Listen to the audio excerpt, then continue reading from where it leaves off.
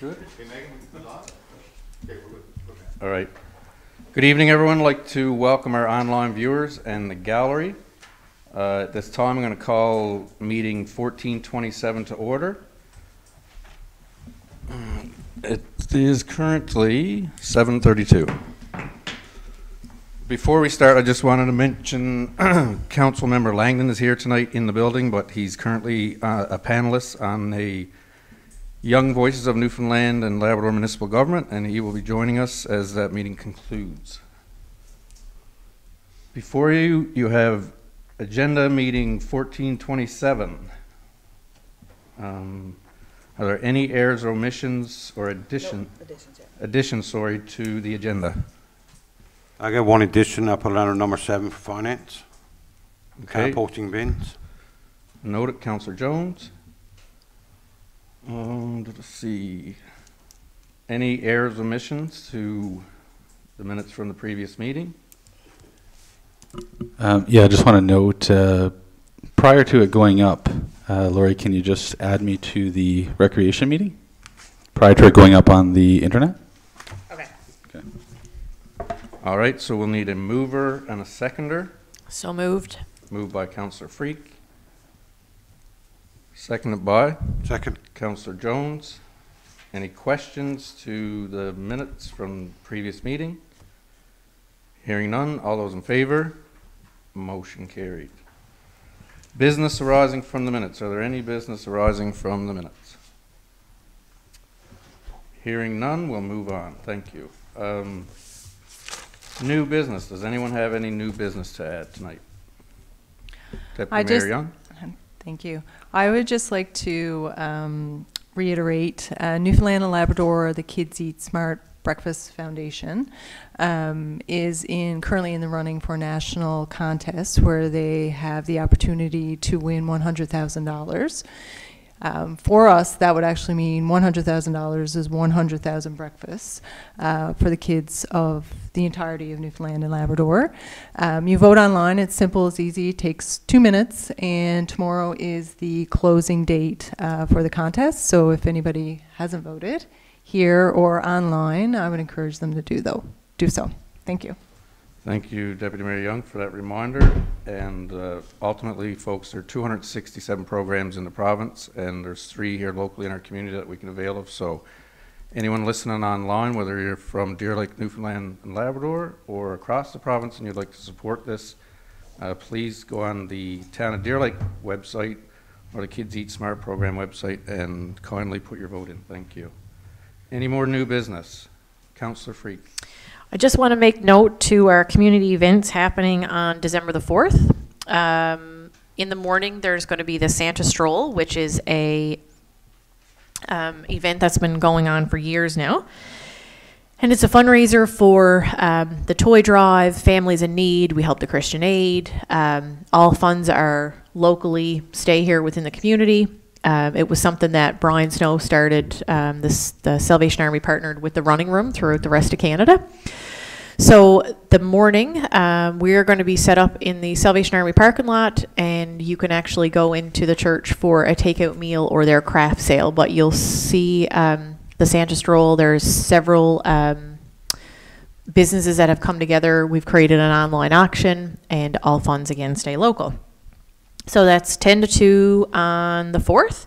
And then we have the Deer Lake Fire Rescue Santa Claus Parade. So Santa Claus is coming to town at 5 p.m. Kiri, Santa's going to be around. Yes. Okay. Fires are here. Just making sure he's still happy and coming to town. But the fire department's encouraging everybody to get out, set up a float, whether it's a small float, you decorate your ATV, your side-by-side, the back of your truck. So that starts at 5, and you should pre-register. Just write them on their Facebook page or call the town to, you don't have to pre-register, but it would be nice to do so they're prepared. Okay, we look forward to that. And obviously anybody from council that can attend, we greatly appreciate it. I would love for council to help us serve hot chocolate. Santa is going to be at the event on Saturday morning as well, and Grossmorn Coffee Roasters and hot chocolate, candy canes, Christmas music. So I'd love to see council there helping us collect toys for the toy drive. Thank you. Good stuff. Look forward to it. And just to put that back out there, your online auction, people can find that where?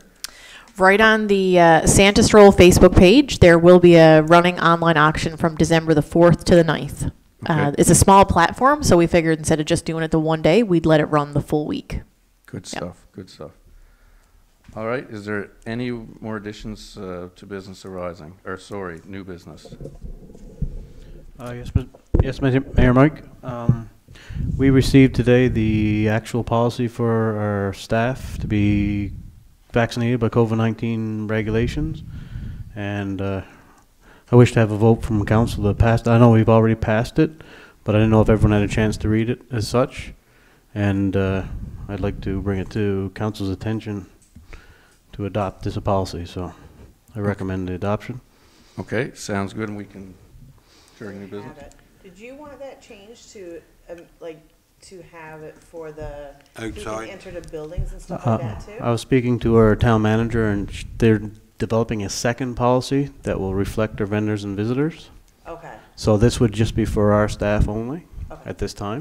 So what about, for example, subcontractors? Let's say, you know, for our canteen operator, would our subcontractors have to be vaccinated and follow if they're being paid by the town of Deer Lake? Is Yes. that because we do have town it's the purpose in the policy just says town employee. There's no mention of any subcontracting doing work for the town. Well, they would have to follow they would be part of our occupation health and safety protocol, Okay. which is listed in the policy, so they would be directed to follow that exact. Perfect. As long as there's clarity behind that, perfect. Okay. All right. Thank you, Councillor Fitzgerald. You go forward to make a motion. Yeah, I recommend we adopt the COVID-19 policy for our employees. Moved by Councillor Fitzgerald, seconded by Deputy Mayor Young. Call for a question. Hearing none. All those in favor? Motion carried.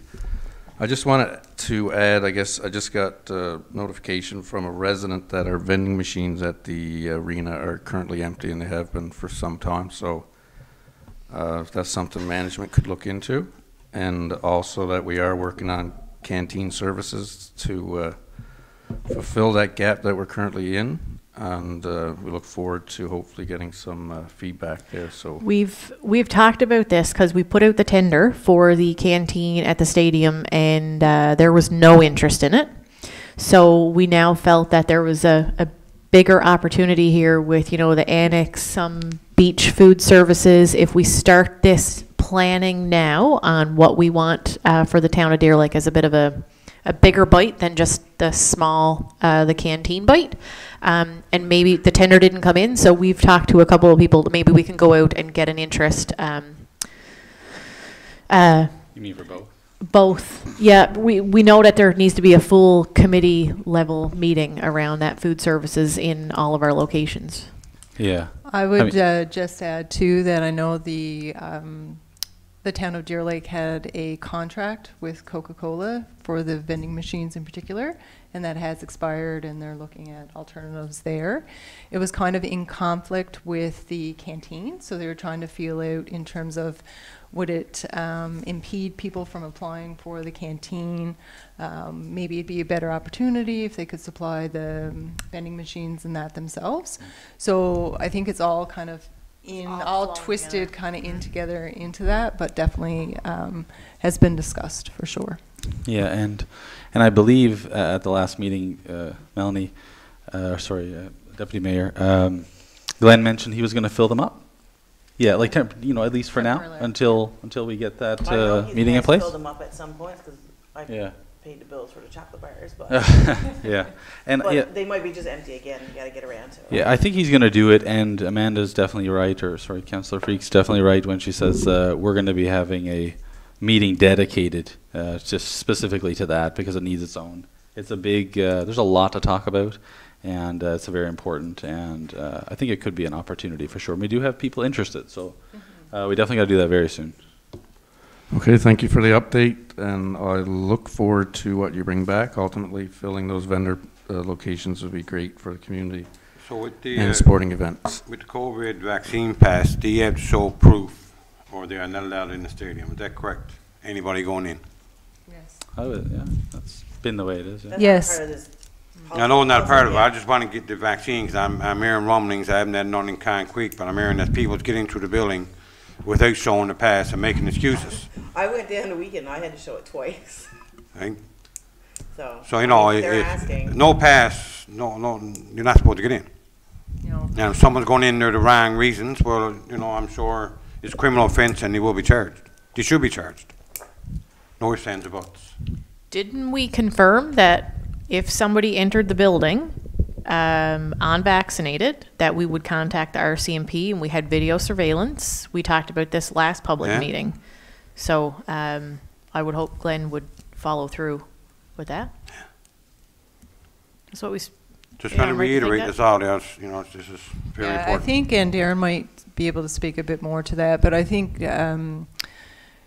there is a bit of confusion about who's considered an employee, who's considered a volunteer, and who's considered an athlete and a user of the facility. Because athletes and users of the facility have to be vax passed, but volunteers or employees actually have till December 17th to be fully vaccinated. So there's a little bit of a gray area there that I hear that some people may be kind of taking advantage of.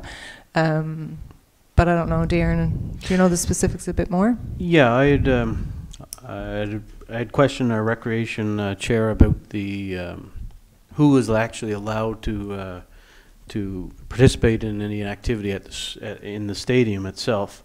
But speaking to, I had confirmation from the health information line this morning, and they're saying to December 17th, anyone who volunteers, anyone who coaches, is exempt until December 17th.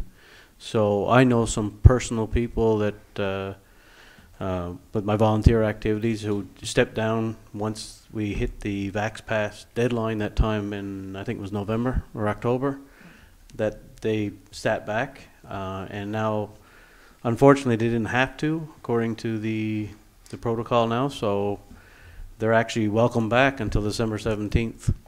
So, but after December 17th, all volunteers, employees will have to be vaccinated or have an approved medical exemption. So, and I did send that to everyone this morning and through email just to confirm that we did have written correspondence from the province to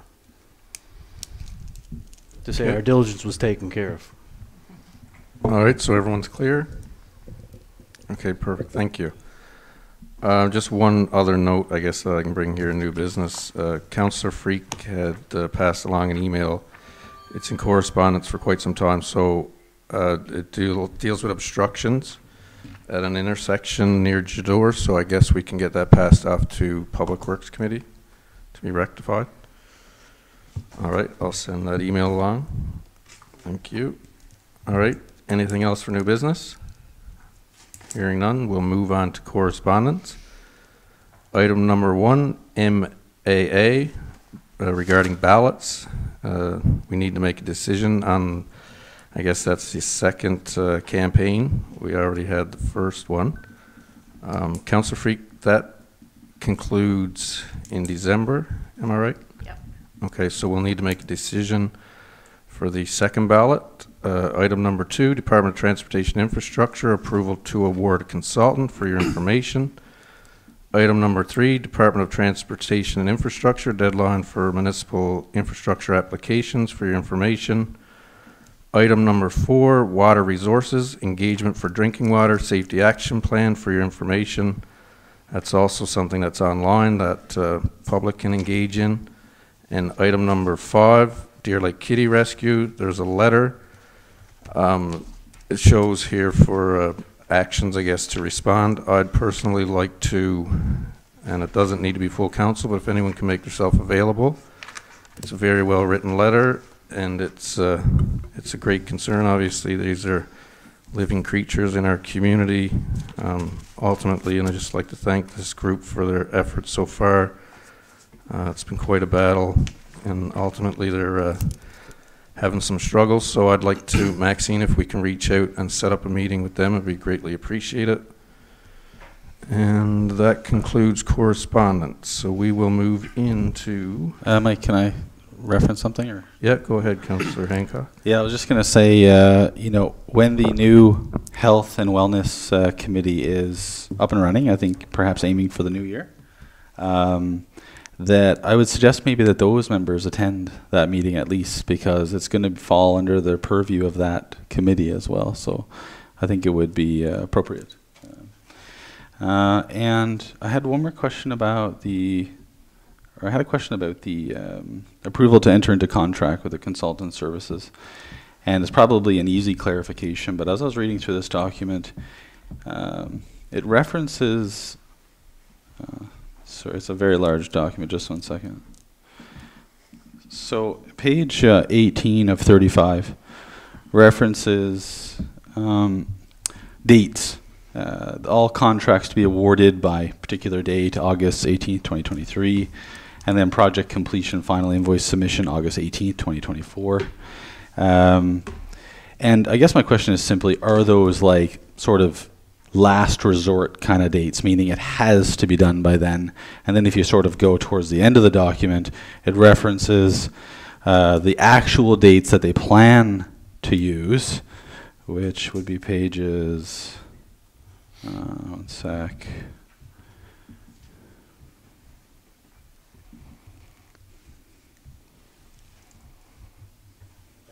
It would be page,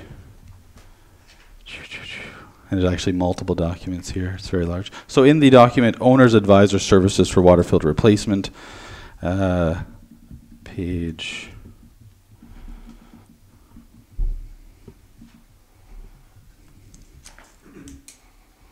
Well, Chapter 2, delivery schedule. It gives dates of, say, in terms of contract award, would be more like March 11th, 2022, and then the substantial completion, say, June 3rd, 2022. And so I guess that, I just want a clarification. I mean, those two dates are very different, one being like perhaps a year out of the other one. Does that make sense? Is that like worst case scenario? Things don't, has to be done by August, or why are those two dates so different, I guess? Maxine, Anyone can you know? reach out to get clarification to Councillor Hancock's question? I don't have that answer. I sort of thought that it was like if things sort of, didn't progress, or that these would be like absolute deadlines or something of these, because some of it is like final completion and invoice submission, which is August 18th, 2024 per funding letter. Either that, or I'm wondering if perhaps it's just an error or something. But I don't know. It's just there's two different dates being used, and I don't Probably know. a lien holdback for final payment. You've got a completion date of August 10th, 2023. Yeah, well, it could be that. And so then I wonder about the other dates. If the other dates don't make any sense, well, then those ones don't make no sense. Like something's off, and I don't know what it is. And I can't figure it out. That's a good note, and that you picked up on that, Councillor Hancock. Well, then, and the reason I wanted to bring it up was really about budget 2022. It's really about, if it's not going to arrive until 2023, we're not going to make any payments on it, well, then we don't need to include it in the budget, kind of, you know what I mean? That's really about that, the reason I bring it up. But I just don't know the answer to it, and I don't know. I'm serious. I don't know the answer. I'm just asking the question. When did we go out for the original RFP?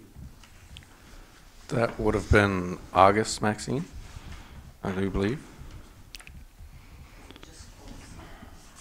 Yeah, you see the letter. Okay, I didn't know they've if been this awarded RFP it. might have gone out a while back, and Chapter 2 reflects the consultant's plan.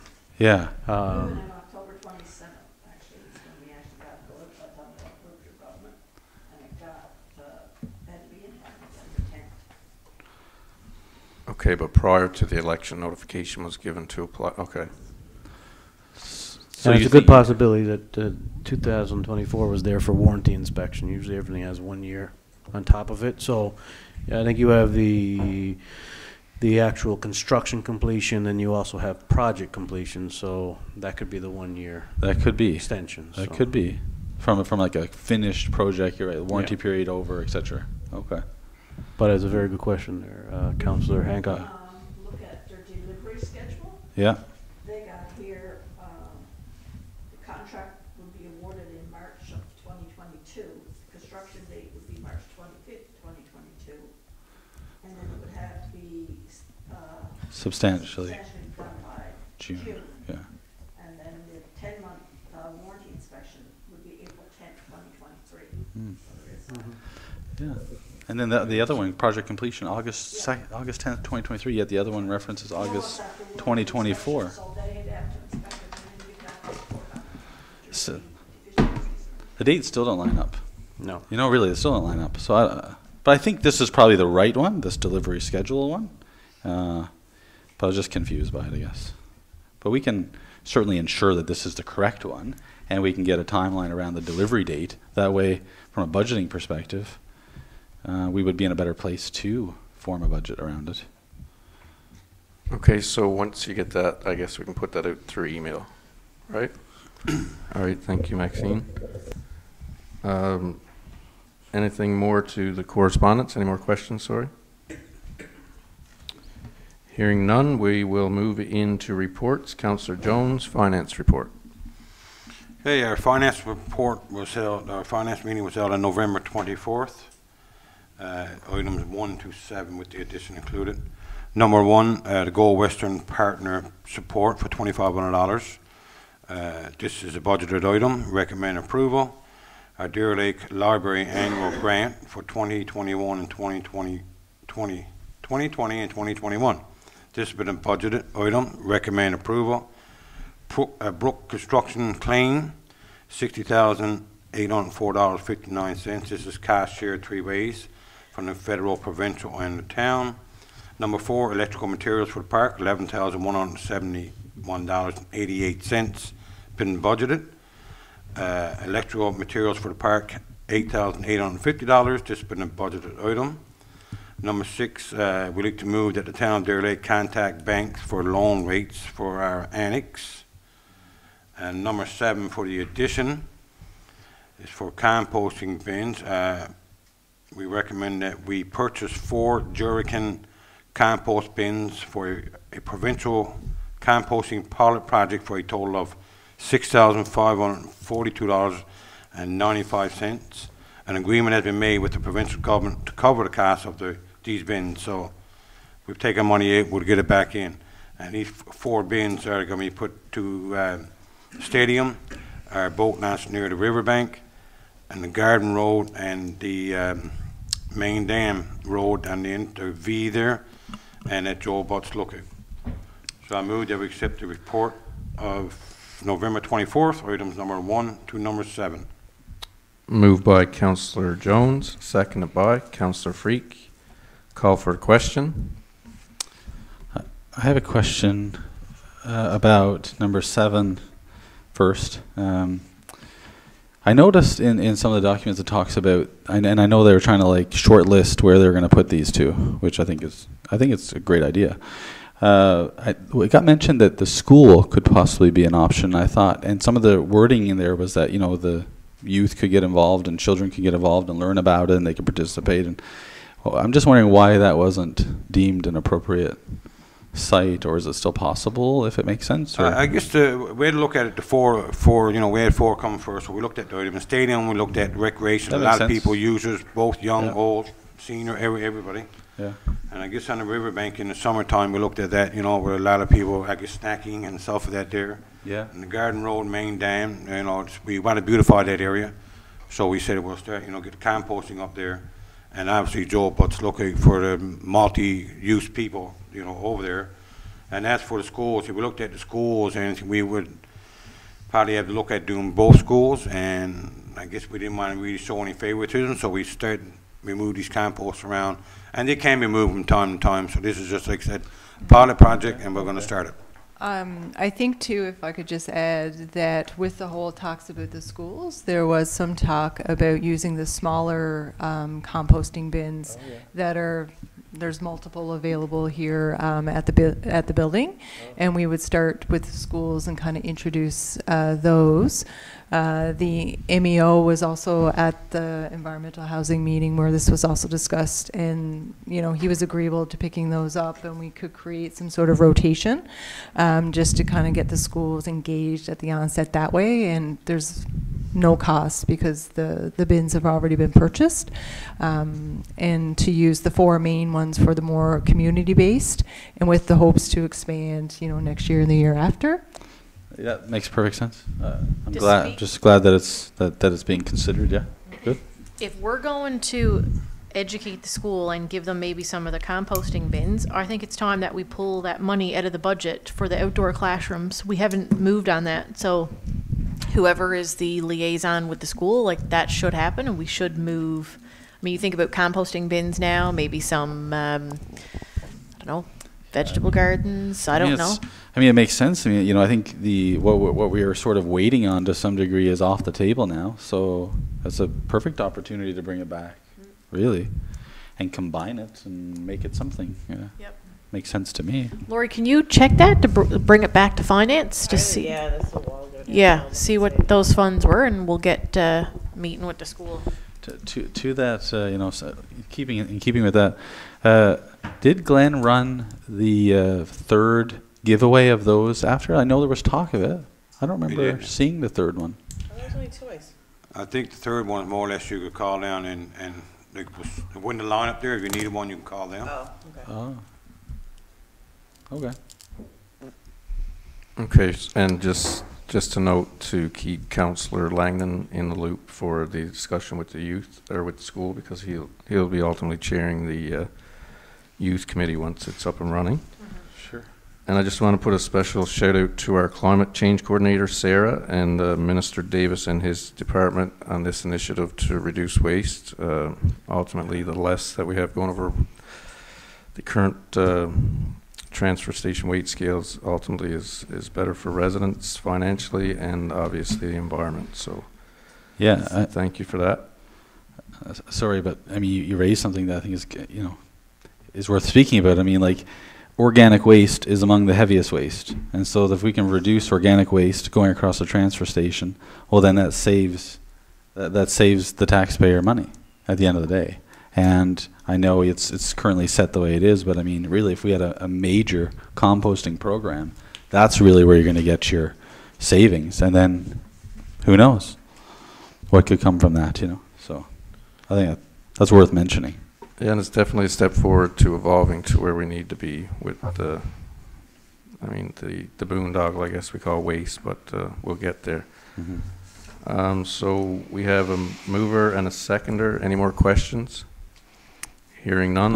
No, sorry, I do have questions about number 4 and 5. I know they're very small amounts, so like 11,000, 8,000. But I know when we originally talked about, and I know that it's in budget because we have the amount allotted for the park, but originally the discussion was around the hydro poles and around Newfoundland Power because because it would be extremely uncomplicated, meaning they're the only provider of those poles. However, in this particular case, there could be multiple providers of these materials. However, on the other side, they're very low amounts, and so they might be within thresholds anyway. And so I just raised the question, really, because of this, and I know we just passed our internal procurement policy, but this would have been outside of that.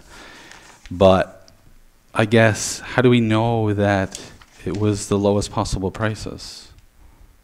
She had the quotes there too. Quotes, when it comes to it, you got to get 3 quotes and send it to council for approval. So each of those had Each the of those 3 items quotes? will go to the management and they will bring this back. I did see a nice bit of documentation there, but I didn't realize that they were 3 separate quotes. Okay. Well, that would suffice for me. Okay. I'd be satisfied with that. Okay. All right, thank you, Councillor Jones and Councillor Hancock. Any more questions? Hearing none, all those in favor? Motion carried. Moving on to accounts payable, Councillor Jones. Okay, accounts payable is $66,416.95 total. I'm going to move that we accept the accounts payable report, item number 1 to 30, excluding number 3 and number 30. Okay, So I'll leave to vote on them separate, please. all right, moved by Councillor Jones, seconded by Councillor Hancock. Call for the question. Hearing none, all those in favor? Motion carried. Yeah, I'm going to declare for number 3. Okay. Declare conflict. We'll do number 3 next, I guess, and then we'll do that one after for my conflict of interest, number 30. Okay, thank you.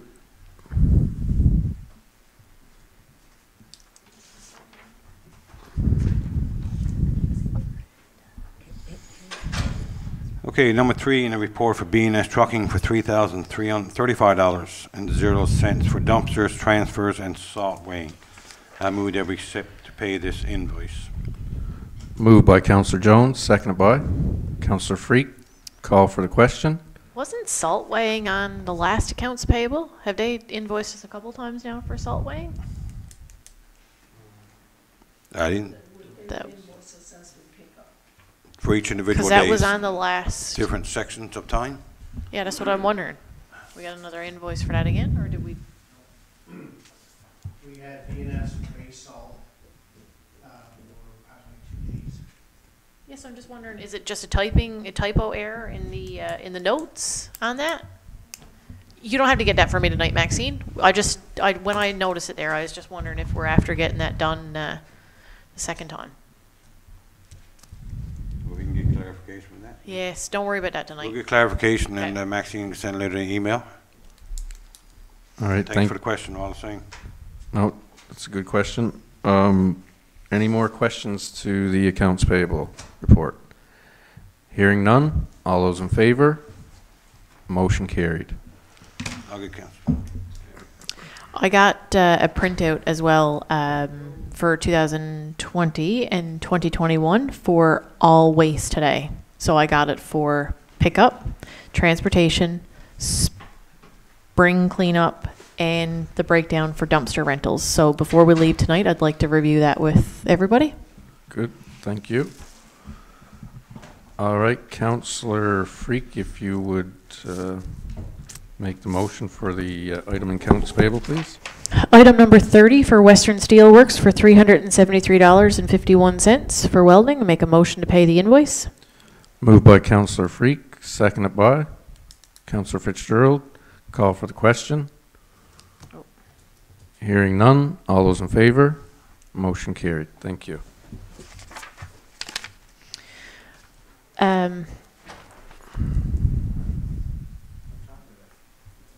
I see that we purchased lumber for Riverbank Road.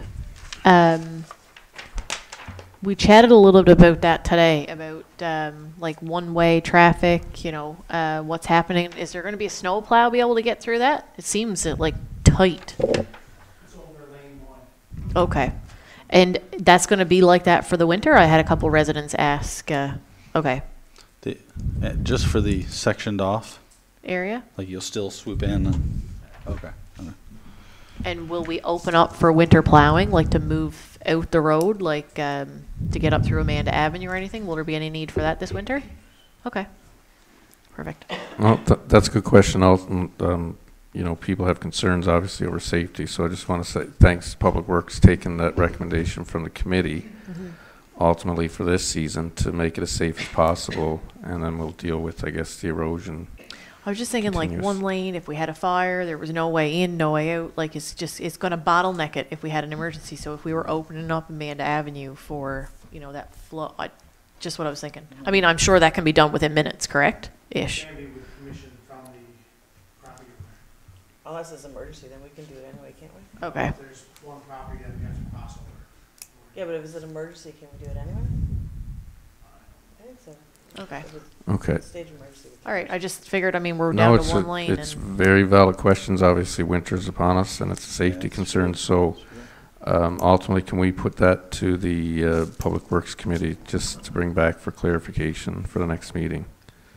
Thank you for that question, Councillor Freak. Deputy Mayor Young, moving on to the Environment and Housing Report. Environment and Housing met November 17th, 3:30 at the town office. Myself, Mark Lambswood, Keith Park, Maxine Hayden, and Dave Thomas, all in attendance. So permits, general repairs, items number 1 through 3. So 2 Hancock's Road, 37 Middle Road, 36 Fifth Avenue, were all recommended for approval. Extension decks patios, item number 4, 1719 Riverview Place. An application was put forth for an extension to a carport. This was recommended for approval. Item number 5, 2 Kings Lane. There was an application to operate a new business there, a nail studio. That was also recommended for approval with public notification. So under other, we have item number 6. So the proposed mini home development near Reed's Lane. We're still awaiting further information, and any decisions on that permit was deferred at that time. Item number 7, the multi-unit construction on 25 North Main Street. A meeting was requested by the developer with the town representatives, and any decision on permitting was deferred pending same. And item number 8, we talked about quite a bit earlier. It's the composting pilot project. That was an information session on the 17th where we were looking for some feedback requiring locations of the composting bins. So I move that we accept the report of November 17th. Okay, moved by Deputy Mayor Young, seconded by Councillor Jones. Call for the question. Item number 7, was there, with the land prep that was done to that, if this is where I'm thinking, was there a ditch filled in? Dave, was that checked? Was that property checked after? Yes, and we've been in contact with the property owner, and this was rectified. Like when? Because if we got rain like we were...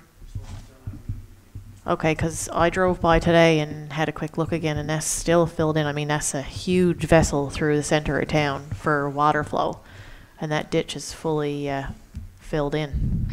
Yeah, you'll see an update on our next Environment News meeting on 23rd, that the stipulations that was all required to go ahead and proceed with this development. Okay, so I was there yesterday, So, though. that's an update, so I guess we'll follow up again, you know. Yeah. Keep our finger to it. Okay. Okay, any more questions? Hearing none, all those in favor? Motion carried. We have 2 environment and housing reports, so Deputy Mayor Young, please. So we met again on Wednesday, November 23rd at 3 p.m. In attendance, myself, Mark Lambswood, Keith Park, Maxine Hayden, Dave Thomas, Jason Young, and actually Councillor Jones was present for some of the discussions as well, though he's not listed there in the minutes. So general repairs, item number 1, 100 Nicholsville Road, an application for sodding and shingles was recommended for approval.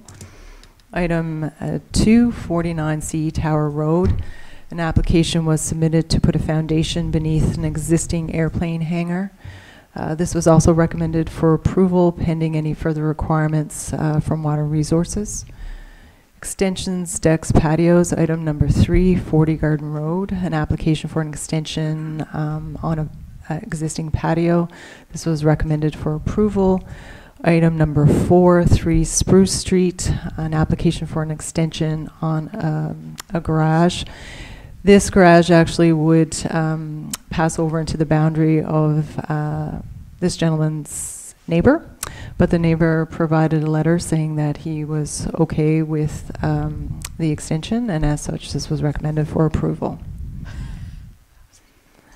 Accessory building, item number 5, 65 Middle Road, an application was put forth to erect a shed. This was recommended for approval. And other, item number 6, again, the proposed mini home development near Reed's Lane. The developers have requested a follow-up in-person meeting with environmental housing and town representatives to discuss further.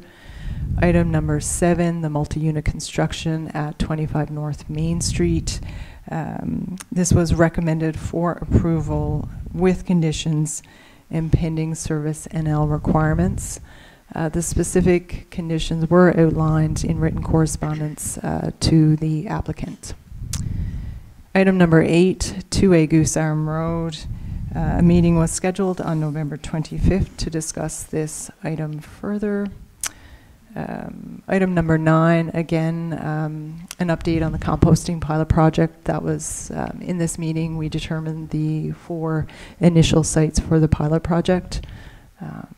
Item number 10 is 11 Chalks Lane, I believe. There was a follow-up meeting with the applicant and town representatives, and any decisions were deferred until that meeting. And item number 11, 50 Middle Road, an application to renew permit number 2861, and that was recommended for approval. So again, I move to accept the report of November 23rd, 2021, environmental housing. Moved by Deputy Mayor Young, seconded by Councillor Jones. Call for the question. I have a couple questions. Number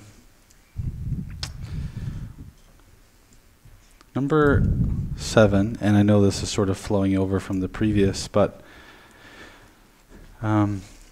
just wondering, Dave, that particular, like when you went out to speak, was that a stop work until rectified? And as an add-on to that, was there a date given to complete?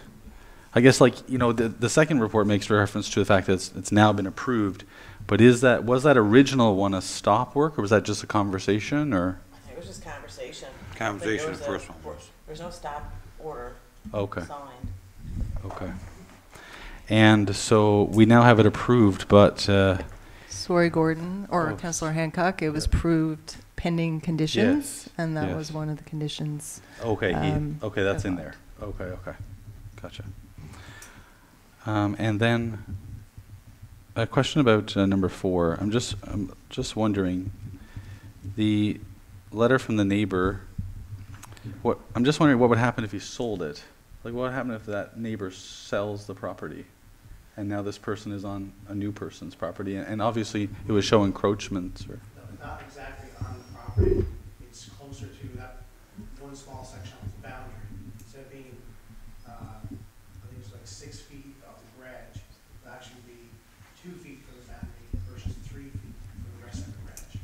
The way the land is subdivided, the land cuts in and then out again. So one section would be 3 feet, the other section would be 2 feet away. So if you happen to, even if you apply for a 10% variance, you could probably get it, because it's only 3 feet from your boundary. 10% is 2 feet. Now, we changed ours to 4, right, is it? Now? Minimum is 4? To a side boundary? I thought it was 4 for one meters. side, and it used to be 1. Accessory building? Yeah. I thought it was 4, and it was 3, now it's 4, and the other side is more than that. So I'm just wondering, you wouldn't even necessarily, I don't think a 10% variance, perhaps. No, yeah, you might still do it, I guess. But can we variance a side yard to 2 feet? Like, is that? As long as you go 10%, you could. Uh, But then again, if you go to sell it, you just said, get another letter of understanding. If you can't get a letter of understanding, you move your shit. Well, I guess if you knew that, is it on a foundation, or is it? I'm not sure.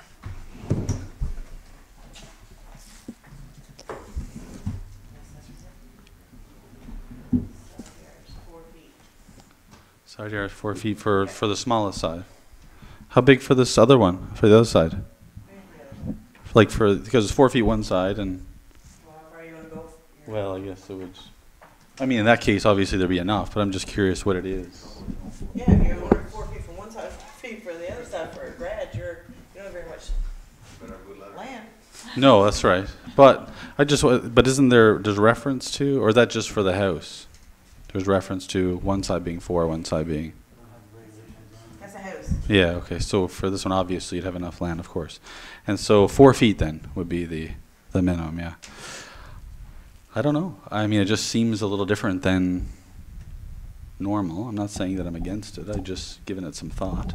It's great to see neighbors getting along. Well, of course, these ones, But All of them. these hopefully. may not be the only ones that exist in these places over time. And I don't know, like, are we able to just approve it without a variance? Meaning, because then couldn't anyone come and say, well, you approved theirs, where's my 2 foot? I want a 2 foot on this side. You know what I mean?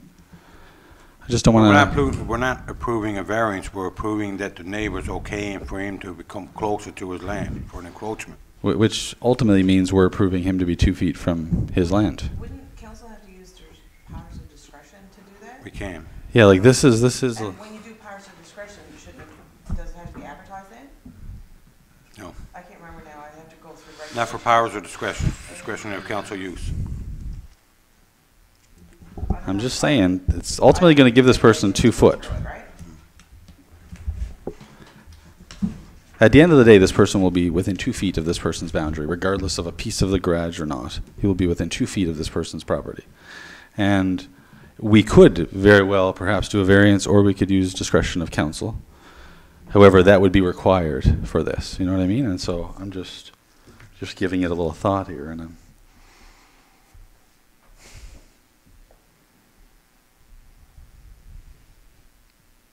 So your wishes, Councillor Hancock, are Perhaps a deferral to review policy to ensure, because if this person can be approved to be within 2 feet, then anyone can, if there's no discretion of council or variance. So it has to be one of those two. Under section 3.6, where you're considering an application for a development permit or approval in principle, section 2 says where council is considering an application for discretionary use, it will give public notice in accordance with regulation 3.224. When approving a discretionary use, council shall state in writing the basis for its approval. I want to be careful, because if you, I'm not saying this is a bad idea, whatever, but I'm just saying, because it might make sense, because it might be just the tip of the back and it's a very unique situation. However, what I'm saying is, at the end of the day, it's within 2 feet, and anybody then should be able to walk in and say, well, I want mine to be within 2 feet. If you do it for one, you have to do it for all without some kind of council discretion or variance. I was going to say we should keep reading, you know, section 3.7 for variances in what we're even allowed to give. Yeah. I just think a deferral for a policy review would be appropriate.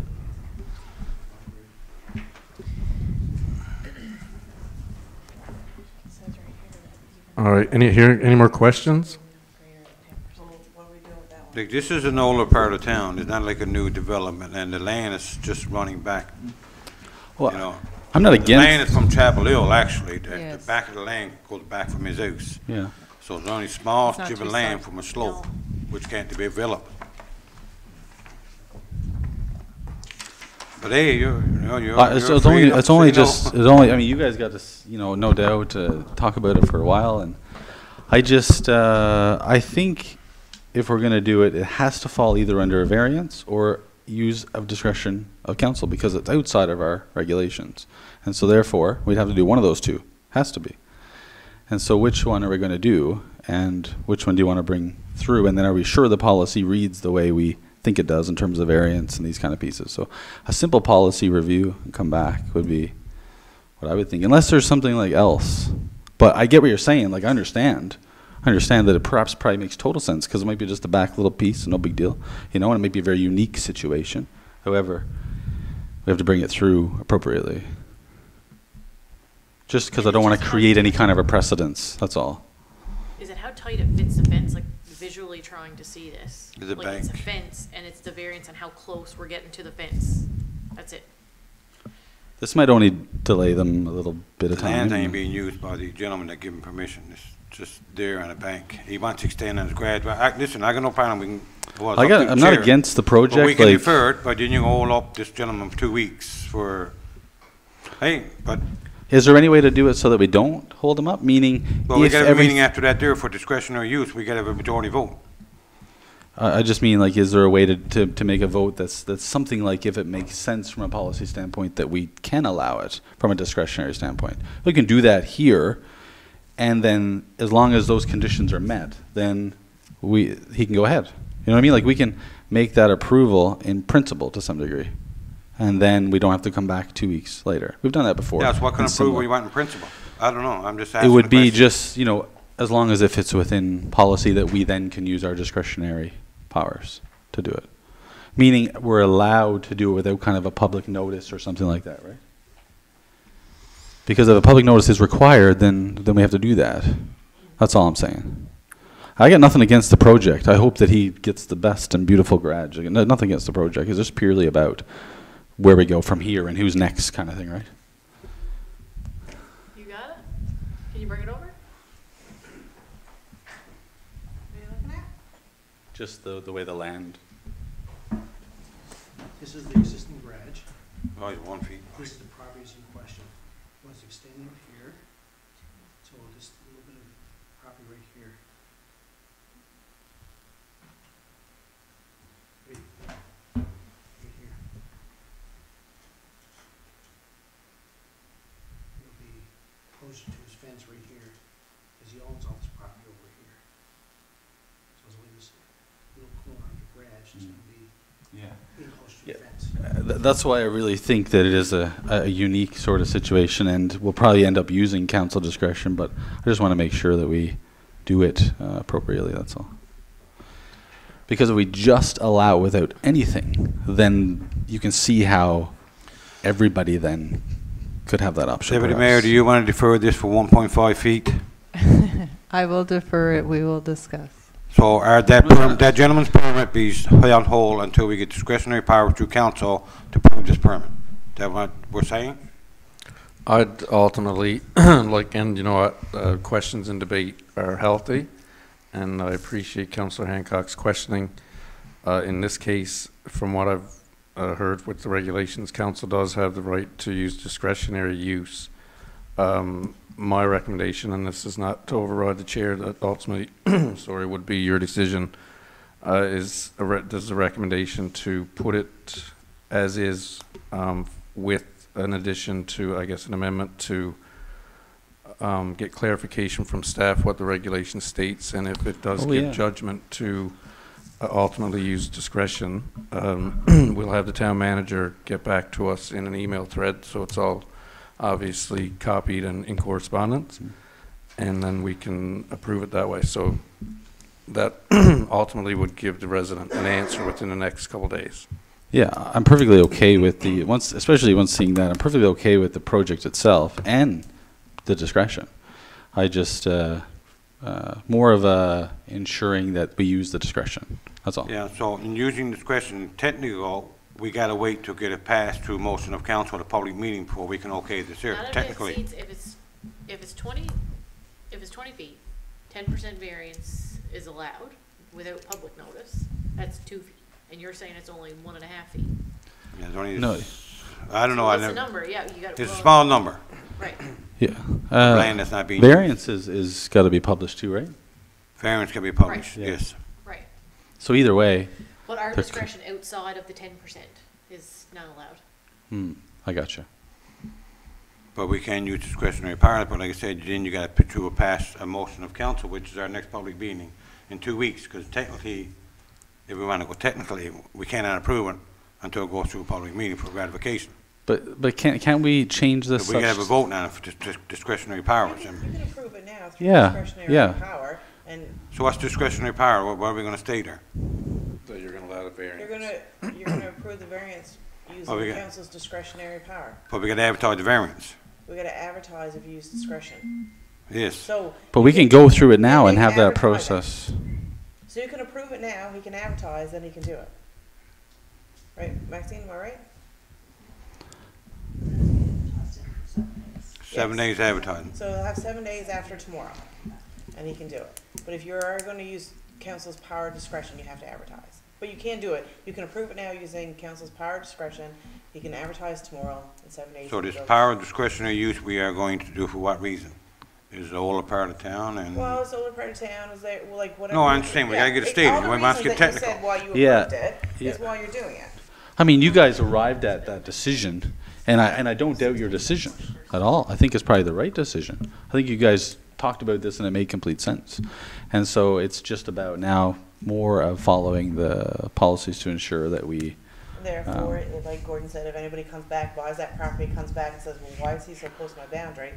Council used his discretion at you know, At this that time. situation, we felt that this was a big enough.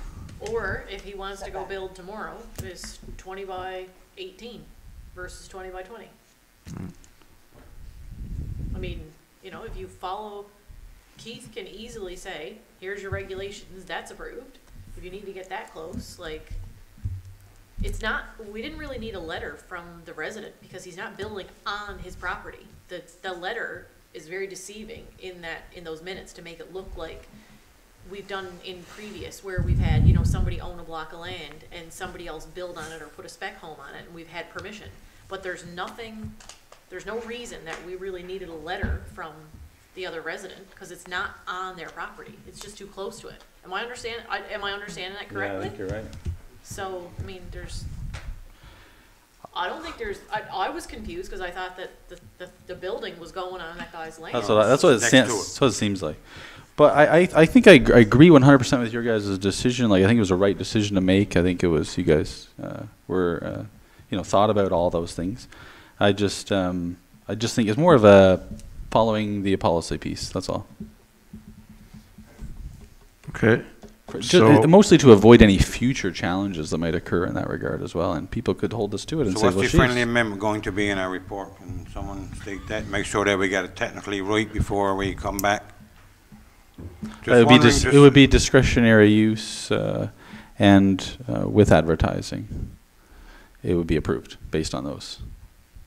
Okay, so Deputy Mayor Young, would you like to make an amendment to the report?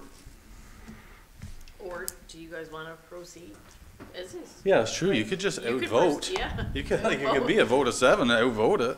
No problem. No, ultimately, you know, That's what I'm going with it, but Well, that's fine. I mean, give her. no, ultimately, Councillor Hancock, you raised a very legitimate question. There's some current files that are existing where people are encroached on other people's properties, whether it's We've made A people stovepipe. cut corners off of their homes because they've encroached on easements, and we're like, nope, you can't have a square house. You have to have we've done that.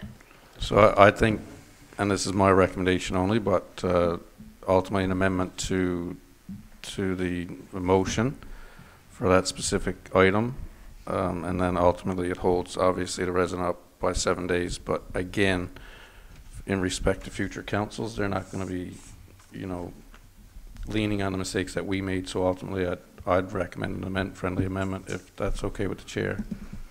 Sure. So do you want me to do that now? So Lori, will we accept this report and then make it separate? No, we can just fix the approval here. So we're going to say approval using council's discretion pending advertising.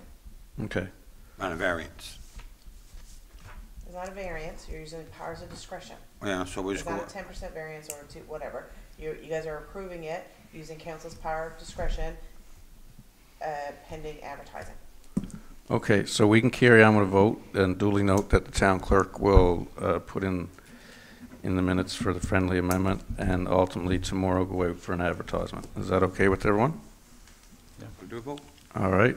Thank you for that discussion, Councillor Hancock. I know you like to ask questions, and that's what you're here for, and that's the best part about it. So, we have any more questions to the report? I'd like to make comment, which I've already discussed with you, that when we talk about these things in Public Works, I'd love for the following morning, a written report go to this resident tomorrow morning. Here, look, here's our options. One, let's say if it passes this way. One, you can reduce the size of your building, proceed. Two, you can wait 7 days for our discretionary. Or 3, you can cancel your application or appeal, let's say, so the appeal process, so then they know exactly what to do. But tomorrow morning, this resident should know step by step to not have the opportunity then to call every single one of us individually and say, what's the decision? What are my options? Where can I go? I would love to see that report delivered back to the resident in clear communication, like just what I No, chatted with you about. that's Just a very- a comment to that. That's a very good note, and I guess, you know, we have done that well with some, and then there's some that we've slipped through. So in asking the town manager to reiterate Councillor Freak's question, can we make sure that that's done tomorrow, communicated with the resident as well, that it'll be put out for notification, and then ultimately that's a 7-day wait period, correct? 7 days. Okay. All right. Thank you for that, Councillor Freak. Any more questions? Hearing none. All those in favor? Motion carried. Okay, so we will move on to the Public Works report. Councillor Fitzgerald, please. The committee met on November 26th. Councillor Langdon, Councillor Hancock, Public Works Superintendent Dave Thomas, Town Manager Maxine Hayden, and Communications Officer Jason Young were in attendance.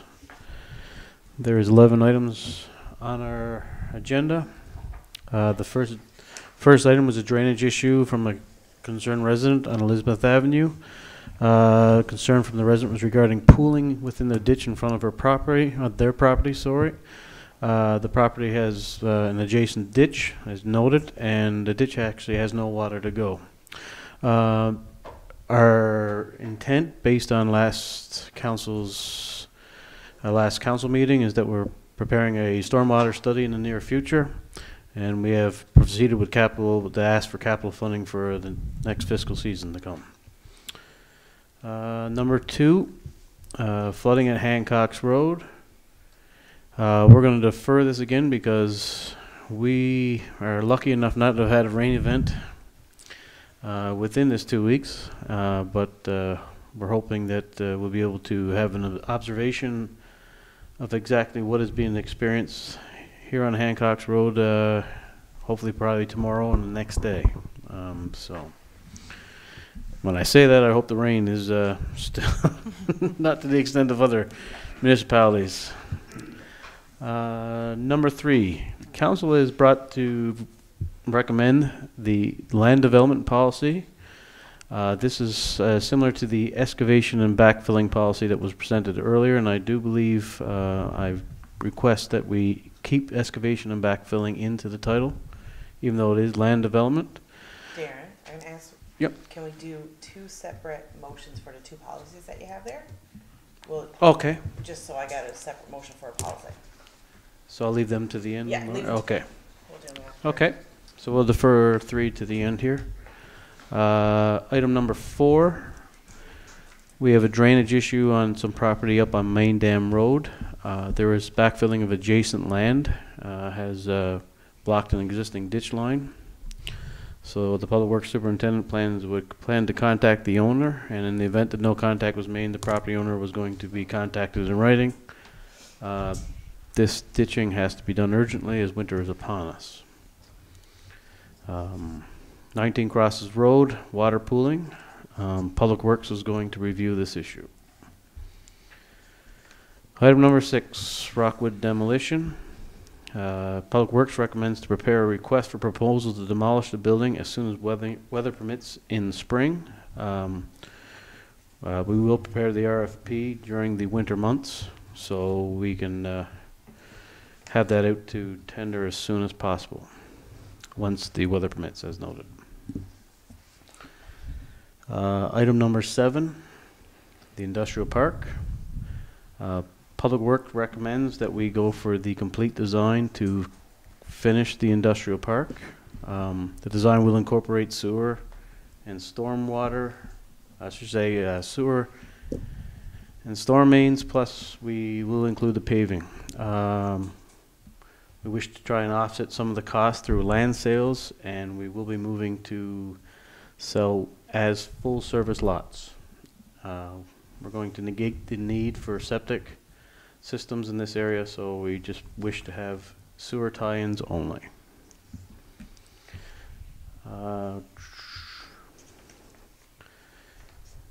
Number 8 was the water fee for Reedville. We are going to discuss with the Reedville Council on the cost for water supply per dwelling in Reedville, and we'll move for that meeting shortly. Number 9, stormwater inspection, the stadium parking lot. Number 9 is to progress with the actual annex development. We're now in the process of acquiring service to trace the existing storm sewer line Once we complete that, we will be meeting with our consultants. Number 10, water pressure at Nichols Landing. The town is aware of the ongoing concern, is recommending that the town apply for capital funding in 2023 for the installation of a booster station at the corner of Nichols Landing and Grace, I do believe the intersection is. In correspondence, well, not sorry, and this would actually assist with the new future developments of the adjacent development to be happening on 2A Goose Arm Road, as it should be able to increase the water pressures in that area as well. Number 11, okay. All right, so I'm going to get to the two policies. We'll do a motion for the rest of them first, and we can Okay, see that. all right, I apologize. I'll get this yet. I recommend council to adopt the items 1 to 11 with, or 1 to 10, with the exception of item number 3, land development policy. All right, we have mover by Councillor Fitzgerald, seconded by Councillor Langdon. Call for the question. Yeah, the Rockwood Demolition, we'd get that in Public Works or anybody's budget for... No, that we were going to recommend to send it to finance. Sorry, I should have mentioned that, Councillor Jones. We had money in the budget this year, didn't we? You talked about that there was,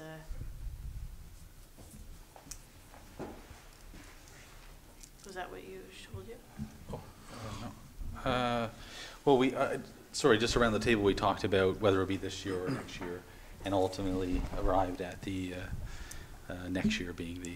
Even if we had a rough number, because, you know, it's probably going to be 25, 30, Yeah, 40, no, $50,000. Definitely right. I mean, it has to go into the budget, of Ain't course. that fluffy money. Yeah, no, 100%. and I should have been more clear on these, like the storms, the sewer industrial park, and the Rockwood is that recommending it to finance for the budgeting. Yeah. Yeah, we can get a good number, you know, even rough number is good. Yeah. Right? Yeah. We can always take it at Public Works, I'm sure, if we need extra money. I just want to speak to item item number 6 in talks with the Director of Operations.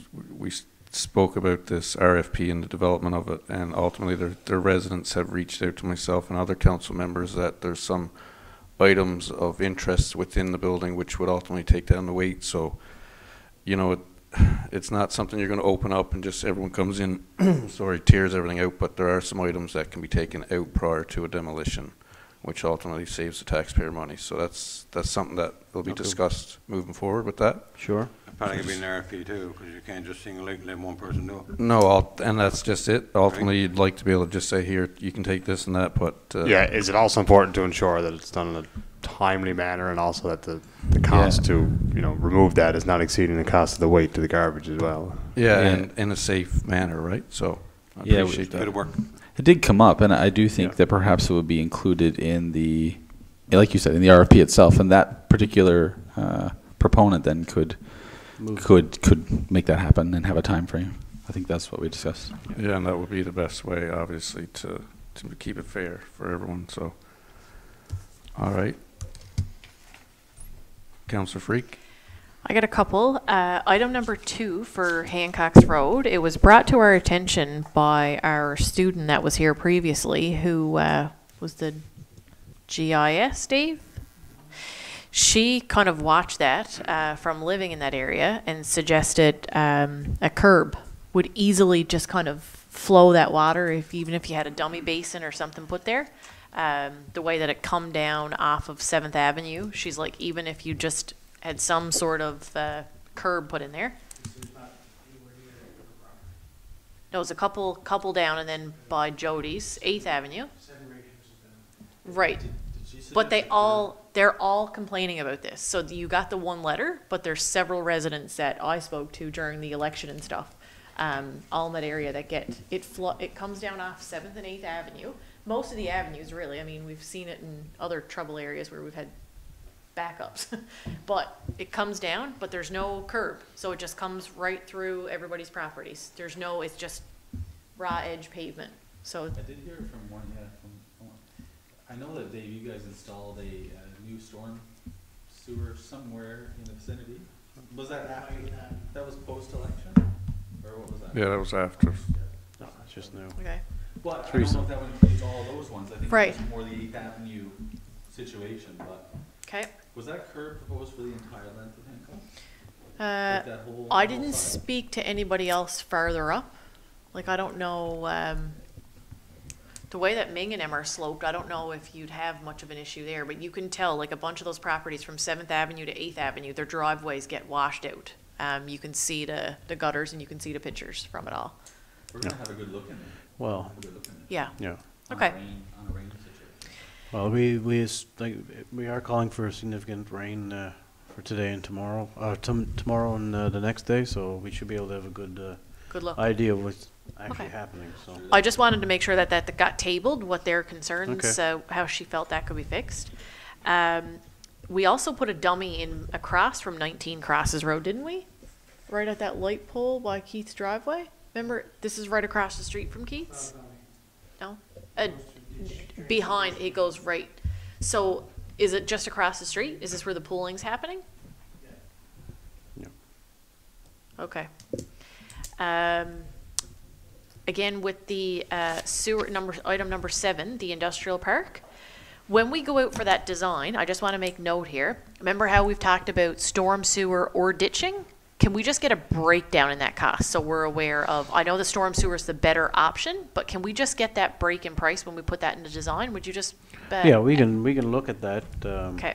But it's yeah, obviously ditching be significantly less. Right.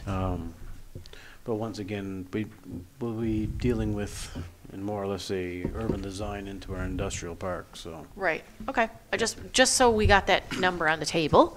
And then the water pressure for Nichols Landing, number 10. When we talk about other areas that need boosters, like, so we're going to put it there and is it just going to service that area? Because we have got a massive need on the whole stretch from Route 430 in. So if we just put a booster for those residents, the other residents are going to say, what about me? well, each booster station is a significant amount of money. We're looking Right. at you're probably looking at a capital cost of about $200,000.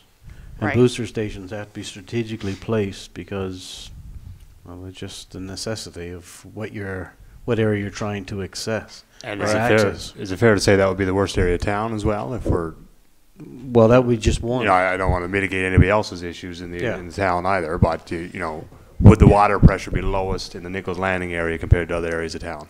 Well, the residents all on that street will tell Yeah. you they can't, during summer sprinkler times, you can't get a shower. All on the Grace Avenue Street, or Right on George Aaron Drive, right out George Aaron, like there's going to be residents tell you that they cannot lather soap in the summer.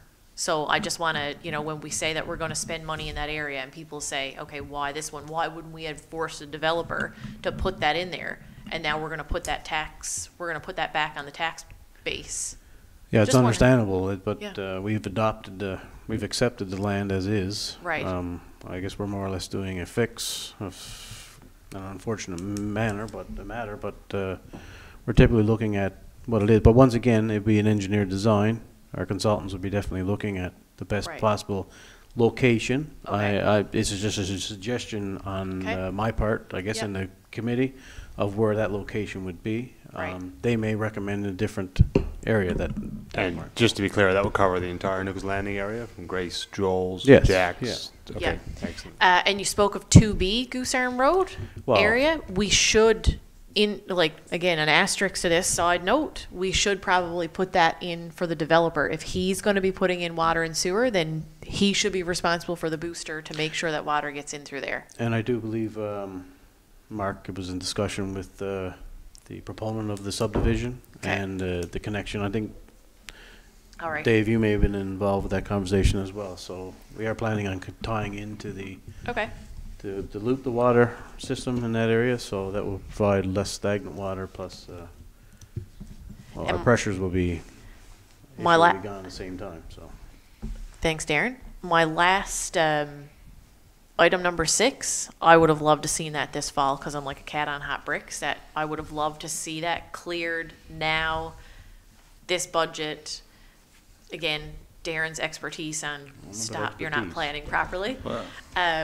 I really would have. I would have liked to seen that happen this year, so it wasn't left vacant. It wasn't left, we got come home year coming, you know, next season, and I think we're gonna have a list and as long as our arm. So I'm just saying what I would have liked. But I think when we come to the Rockwood, Councillor Freak, our plan is to demolish it as soon as spring Okay. occurs, and it provides the town some safeguards against any foundering of land or trying to do landscaping of a mud hole. This time of year is it's going to be very messy, and they're Okay. trying to negate the mess Okay. and the possible damage to anything else in that area. I would highly recommend Makes that we. sense. No one wants to live with the building envelope the state it is, but. Can we at least take off the signage on the front? Is it? See how quick we are? Well, We're not 'Cause tackling there's- my campaigning signs either. Well, I'll send you all the pictures. I will say that just, I know, just so there's an awareness that we did talk about it for a long time. We considered all that, and I think ideally, like I think, Darren, I think your exact words are, if we were a month earlier, it would have changed everything, sort of thing. It was just so late, but That's how but we plan it. definitely, This is how we but plan definitely, our month. definitely was talked about a fair amount, and the hope was really, I guess, in that way. But time of year really made it challenging. And it may tie into future developments in that area as well, so it gives it a little bit of play. Yeah. The 19 Crosses Road there, is that the one that got the lift? I guess when we put the lift, the pavement on, it was just a drop-off edge there and went higher than a driveway. I think we had that trouble. We've seen that a couple times now over there. We had to visiting it, and I don't think it's the same property. not the same property. Okay, I could be mistaken. Okay, cool. Now, although I was at the meeting and participated in all the discussions, I thought about something afterwards. And I wondered about Dave and Darren. I think you guys could help me here. But number 4, when we were talking about that, I know the reason why we're getting him to go up and do the ditching piece. But what is the intent of that product that's there, though? Like, what's going to happen with that? Dave, do you know? He made an agreement with the contractor for all that material. So when he decides to do it after that, he's gonna use it in backfill. Okay. I think our next item will help address that in the future, so. Yes. Yeah, well, that's true. That's true. Yeah, okay. All right. Okay, any more questions to the Public Works report? It's a great discussion, thank you, everyone. Hearing none, all those in favor? Motion carried. Councillor Fitzgerald, item number 3. Okay, Public Works is also recommending the development of 2 policies. Item number 3 is the new land development policy. This new policy sets the new parameters for land development with emphasis on grade lines. There will be an applicable deposit for the excavation and backfilling to ensure the roads are clean and to protect the town from any damage incurred during this operation. And the application will be applied for by the homeowner and not the contractor itself. So the onus will lie on the proponent completing the work. The land, like I said, our biggest thing for the land development policy is getting to Councillor Hancock's question on why are we bringing fill into this particular piece of property or removing fill from particular property. And the grade line is the parameter, like, I think is really the strongest emphasis on anything that we move with to make sure we're protecting adjacent properties and our municipal infrastructure at the same time. So I'm recommending that the council adopt this new land development policy. Okay, we have a mover by Councillor Fitzgerald, second by Councillor Hancock. Any questions to the motion? I just wanted to reference, sorry, that anything within reason, like if someone's just doing a bit of landscaping or there's a small amount of fill being used, this policy answers that question. You know, it's not everything you do, but it's more or less outside of normal homeowner use, right? Yeah, and then for the people in the gallery and online, we have a 6-load limit. Obviously, that's your topsoil or any little bit of land work that you'd be creating into it. So there is a minimum number that provides some forgiveness to any minor development. So. No, I appreciate that policy recommendation, and I think residents will duly just, you know, speaking anybody, you want to see your community kept tidy, so. Yeah, and just to be clear, the security deposit, which is refundable, which varies depending on the amount of loads and whatnot, that is to prevent damage to our municipal infrastructure, is that right, Darren? And to ensure the property is cleaned up after. Yeah, that's correct. Gotcha. So they will receive the refund after that is that it's determined that it's cleaned up by who? Our superintendent at the time? Mm-hmm. Oh, excellent. Okay. Yeah. Okay, great questions. Any more? Councillor Freak? So we're putting in an approved grading plan. Who approves the grading plan? I guess that would be up to Public Works. That would be Public Works Committee and Environment Housing to ensure that we're moving in a safe direction of any land development. But what technology are we using to say, you know, what's the slope of your land? How is that liability then back on you or Keith to say what that liability is? Because once we take that, okay, so you just graded this to this slope, and now we've created, we didn't realize maybe some sort of, you know, flooding on the neighbor's property. Now we're taking on that liability. I don't think we're taking on that liability. As a developer now, you're going to have to say how I am going to deal with my land water, my storm water, my runoff. So a simple grade calculation is not going to really take anyone out of context here. We know if it's a foot drop, then we can make our calculation on what we expect this grade line to be. When we talk about these grade lines, but once again, if you're doing any of the tiny bit of land development, you have 6 meters of, 6 loads of fill to make your kind of adjustment. Right. The issue here, I guess, is the biggest is when we're going to develop a subdivision and we don't know how we're going to affect each and individual lot and how the runoff will provide, and getting to our issues of all this water pooling and at certain locations on right. Hancocks and all this. We'll know in advance of where this is going to be. We can start planning our own stormwater planning to know exactly where we got to catch the water and divert. So back to previous council, and I'm going to talk about George Aaron Drive, where we had a resident kind of put a garage on, you know, a couple feet up. So then we had this dispute, and I can guarantee you there was less than 6 loads put in on that. And we've talked about, you know, the snow clearing. So if we're going into these things, you guys remember that? Like how I feel like we're creating, I don't know if this is creating a solution for us or a problem. I don't know how I feel about it. In terms of the liability from the grading aspect? Yeah, or, and then, but can we not mitigate that by, you know, contractual, putting that out there to, you know, whoever would do that, the surveying engineer, I'm not sure, or, you know, to take the liability off us and ensure it is done properly and you know, future development is properly. I think we need a policy to protect our homeowners. Right. Every time we issue a permit, we should be taking responsibility for what that permit is set to do. How many loads did you move on your property? Which one? When the new house build? More than 6 loads. Oh yes. So that was a simple, like, so 6 to me seems to be like. Well, I was just going to say, you know,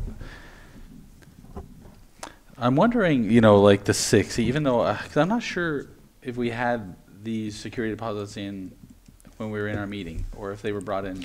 No, they were brought in after but they were brought in after. Yeah, we had an idea of what they were going to be. Yeah, but my only question is, imagine you needed 7 loads.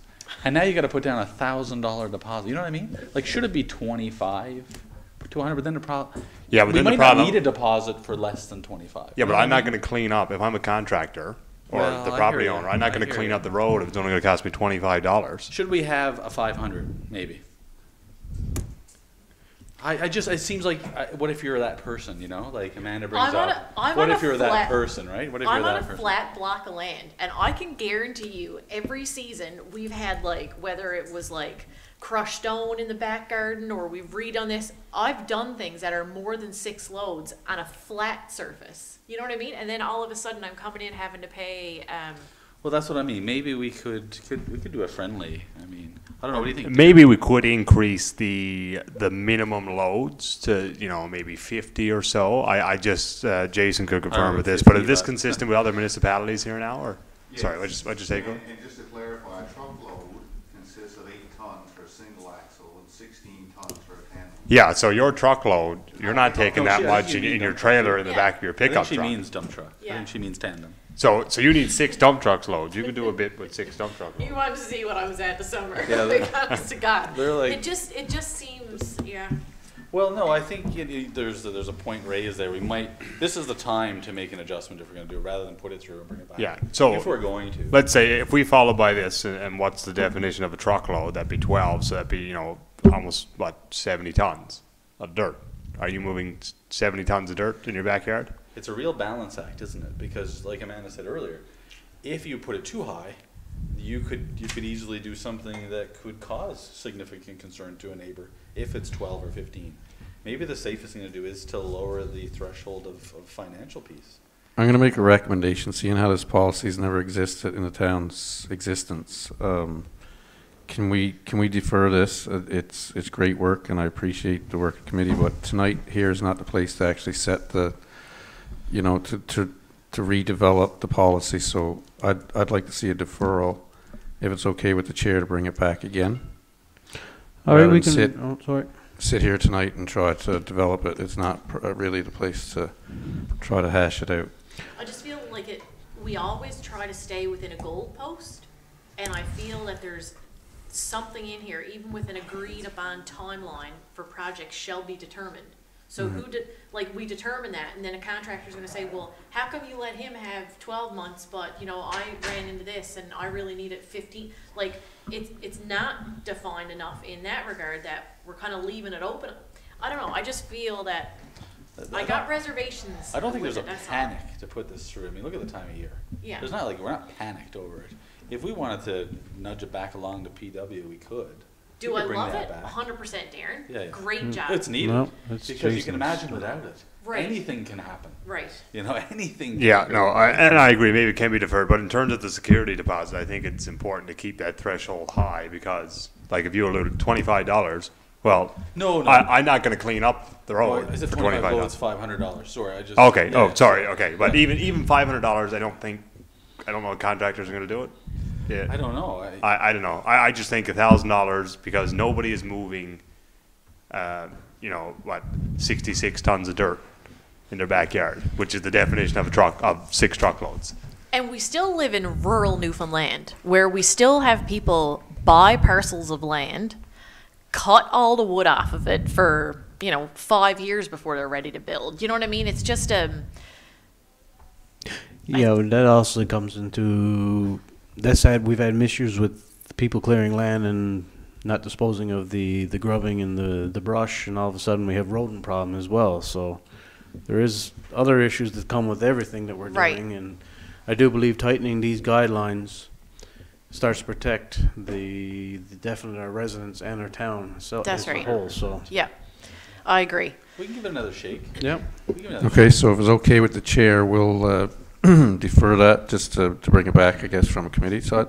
It's a Some good great, first draft. Yep. no, some great first discussions, and this policy is probably long overdue. There was some discussion in, I guess, previous councils and going way back when, but to see this set to come to the table to get to fruition is a great thing. So I just want to applaud the committee for that. Section 8.2, you got a spelling error in C. 8.2C, Town of Deer Vale. Okay, we got that first, but yeah, it's fine. So I recommend to defer this for some amendments. Before I do that, I'd like to thank Communication Officer Jason Young for all the work he's done on this. definitely. Very fast. He put this together pretty good based It's on good. our It's request. good. Yeah, to add on to that, I think this was a policy taken from other communities, so I think there is a good job done, and we can tweak it to our own liking as well, which maybe should have been done prior, but, you know. But, no, so, yeah, Public Works will defer this, well, recommend to defer, and hopefully we'll have it ready for you for the next time around. Okay. So just to let the town clerk know, we're going to defer item number 3, land policy. All right. It's great work again. Reiterate Councillor Fitzgerald, the communications director, and the committee, so thank you for that, and we look forward to seeing the policy brought back for the next meeting. Would be fair? Okay, thank you. Moving on to item number 11, Councillor Fitzgerald. Number 11 is more or less to amend our water and sewer policy to include certain dates for cutoff. So the Public Works recommends the council to include dates for any asphalt cutting to be October 1st of any year, and the cutoff date without asphalt cutting for any connections to be stated as October 31st of that year. In addition to the water and sewer policy, we wish to, for any new water installation, that the water permit shall instruct the owner of the new dwelling to include an installation of a water pressure valve. This will provide the safety to the dwelling's owner, and for any work that we may be doing on our system, that we don't damage their residential plumbing. So those are the 3 things we recommend to add to the existing policy. Okay. So I recommend to add those dates. Okay. So moved by Councillor Fitzgerald, seconded by Councillor Langdon. Call for a question. Councillor Freak. Current date for deadlines? Isn't there one already? There is No. for one thing, but not. There's no policy in place for deadlines. There was for, we only added one date. No one can show me. I asked for it and I haven't seen it. No, Okay. you're right. You're both right. There wasn't for one, but there was one date, yeah.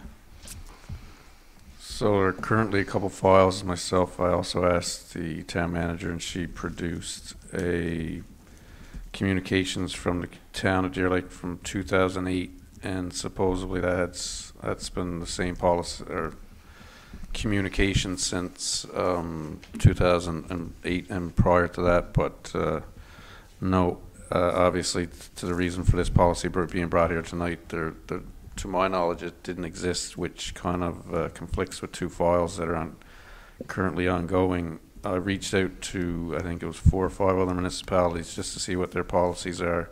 3 out of 4 never had them, but they went on I guess basically trend or seasonal developments on whether asphalt plants were existing, up and running, and any of them in the area from eastern in Labrador, southern, western of this province, and even as far as Northern Peninsula, kind of based their calculations on if asphalt plants weren't up and running, they weren't willing to make asphalt cuts. So it's unfortunate. We find ourselves here.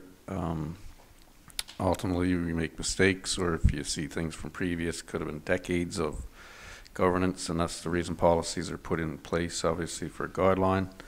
So I'm glad to see this here tonight, and the other 2 cases, I guess, can, still have a conversation about those or files, I guess, if they choose so to do so, and that's just where we are. So I just like to add, like, even DTI makes the assumption every season that September 29th is the cutoff date, or September 30th is the cutoff date of every construction season, based on the availability of asphalt. Yeah. They do typically extend their paving deadlines, but making cuts beyond October 1st is, you say, playing with fire. Yeah. And yeah, I think these dates are definitely needed. So. And speaking with the provincial department, which I happen to work with, obviously, we've all been aware of what's happening on the southwest coast, and questions came up. So if those asphalt plants are going to be activated, why can't municipalities avail of them? This is Mother Nature, so ultimately she rules, people govern. a special circumstance for emergency services, and they're going to put asphalt back, but that's the only reason those plants are up and running. Yeah, and I guess just to add to that, availability of asphalt cement is questionable when you get into the late season, so that's just another reason why plants close earlier. Contractors do usually hold a little bit into their own tanks, but that's a very high expense for those contractors, but they do keep them there a little bit, so, for this type of emergency, so. Yeah. So we've made recommendations on 2 other files that can now be appealed, and there's not a date for us to stand other than just past practice. Past practice, yep, that's, Okay. that's as clear as it gets, so. Okay. I think, you know, definitely that is 100% accurate. I just want to note that there was, October 31st was there, though, right? I mean, we only added October 1st, right? I just want to be clear. I mean, you're 100% right on those 2 files. I just saw it. This policy already included October 31st, previous to us touching it. That's we what only I- added yeah, October 1st. Yes, we added October 1st for Yes. pavement I cutting. just being clear Yeah. about it, that's all. All right, any more questions to the addition of the new policy? For the additional cost of replacing asphalt, we've seen it in the past that it should have been just a standard job in the perfect world, and we wouldn't want to charge residents, you know, thousands and thousands of dollars excessive payment, which is not their fault. If we had to do extra cutting across, like for example, in our infrastructure, and we think it's there, then we cut across the road, and then we come down another 200 feet to hook in.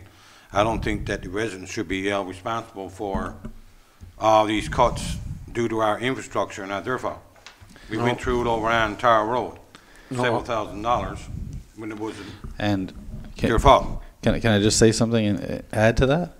When we had that issue on Tower Road, and we made a decision that was outside of the norm in that particular case, it was only made with the understanding that a policy would be created to ensure that every single person beyond that was treated exactly the same. However, I'm not certain that the permit or application was ever updated to include that. But that's the only reason I made that decision, was if every person beyond that would have the same situation. So that technically has already been done, Kiri, like technically. We've already made that decision. Is it in writing anywhere, or? Well, that's the problem. I don't think it is. Technically, it's not in That's the writing. problem. So, I'm just saying that No, but I seen this coming It already before, you occurred. know. Well, and for Darren, Right. I mean, how many times do we get on a hookup and it's like, okay, it's not there. There's a surprise septic. There's, I mean, Crescent Street, for example. We're doing a pavement cut. There's something wrong here. We're going across the road. I mean, we got old stuff that we're trying to pay. We should budget for a GIS student to start marking this stuff out a little bit better. But, I mean, it's not going to be the residents' fault once our boys go to task and can't find something. And then they're left with, you know, massive bills. I mean, that's, the policy's not really protecting them, and that is just gonna I can be understand replacing the asphalt in a perfect world. 100%. But not everything that Tuck's we, Lane, you know, we had a lady there pumping into the ground, thought they hooked up the sewer. I think that we had decided at the time, and I could be wrong on this because this has been like 3 years or more, but that there was going to be a max. There was going to be some kind of ceiling to that particular Yeah. piece, I think. But it was, I don't think it was ever added. But it's important to do. Definitely. well, it's not in this policy. No, and do you want it added into this particular I think there should policy? be a cap on it, just or something, you know, like I said, if, This policy is to do with water and sewer connections. Are you talking about a policy for road cuts only? Well, no, it says the applicant will also be responsible for the cost of replacing the pavement. If it needs to be cut, the price will be the going rate for asphalt at the time the request is made. So it doesn't put a cap there that if we can't find a line for the hookups, I mean, it states it right in it. Yeah, and I think originally when that decision was made on Tar Road, the talk was that we were just going to add it to the application, but there is no reason why it couldn't be both, because oftentimes that's what it is. The application reflects a policy, you know what I mean? And so it could be both. What? So, Yes, Councilor exactly. Fitzgerald, is that So- something that you could put an amendment to basically, because as the previous chair of Public Works has spoken to the town superintendent on this one, Probably a couple times. It wasn't a huge issue. Most of the public works can read, get prints on development and identify where the current system sits. Is that something you could just put in an amendment that prior to the dig that it's discussed with the resident that, location will be provided? Yeah, okay, we can amend that, and that would take the responsibility off the homeowner if it's not there. Yeah. They obviously would know they'd have to replace exactly what was discussed prior to hand, what the permit was issued for. Yeah. But I guess everything over and above would be on the hands of the town, so. And that's fair to say, Dave, because that one on Tower was unique with the develop and where the location for grades were way off of what a normal build would be. But you can't really put a cap on it, because we don't dictate price of actual. So if you say it's $1,000 cap, Yeah. the price of actual goes up to Give him the $7 mic. square Give him your foot. mic. Now the town is gonna be on the hook for X number of dollars, because the price of actual went up. Yeah. Dave, Yeah. could you cap the square feet, the requirement to? That's where the You could discussion do would. that. Yeah, yes and no, because in your area, the sewer line's probably down 5 feet. Over in Gordon's area, the sewer line might be down 10 feet. So for every foot we go down, You gotta it go. has to be 2 feet across. I think, That dictates the size of the hole that you need. Can you give an estimate? Councillor Fitzgerald's got I'll a. give a rough estimate, right? It also determine, it's also dependent on ground conditions. You go in one area where it's a sanding area, the hole that you're gonna go down 5 feet, essentially could become 15 feet across because the sand keeps foundering in, foundering in. Yeah. You go into a rocky area, you can almost dig straight down. So It's not black and white. No, like it we're isn't. trying to make it. And No, it's not. And ultimately, there's, I think, 40 different locations in town that this could apply to. So Councillor Fitzgerald has a friendly amendment that would capture this. yeah, I think we can amend this, and at the same time, I think we can add a detailed a detail to the permit, instructing the homeowner what we plan on doing, which would indicate the slope and the limits of asphalt cutting, and we can present that to the proponent of any time of this is what we expect in this area. This is what your cost will be. So, yeah. Well, once again, I will recommend to defer the policy, and we'll bring it back next time. This is the way policies work. They rarely get through first swing. This is normal. That's normal. Yeah. They rarely get through first swing. And ultimately, that's where every conversation adds value when we collectively listen. And this is 100%. good. This is really good work. So thank you. I'm really glad Kiri brought that up because that was a very old discussion, but one that we've already agreed to from a previous council standpoint. So it's an important thing to bring up. Maxine, can we have those both put on Public Works for next week?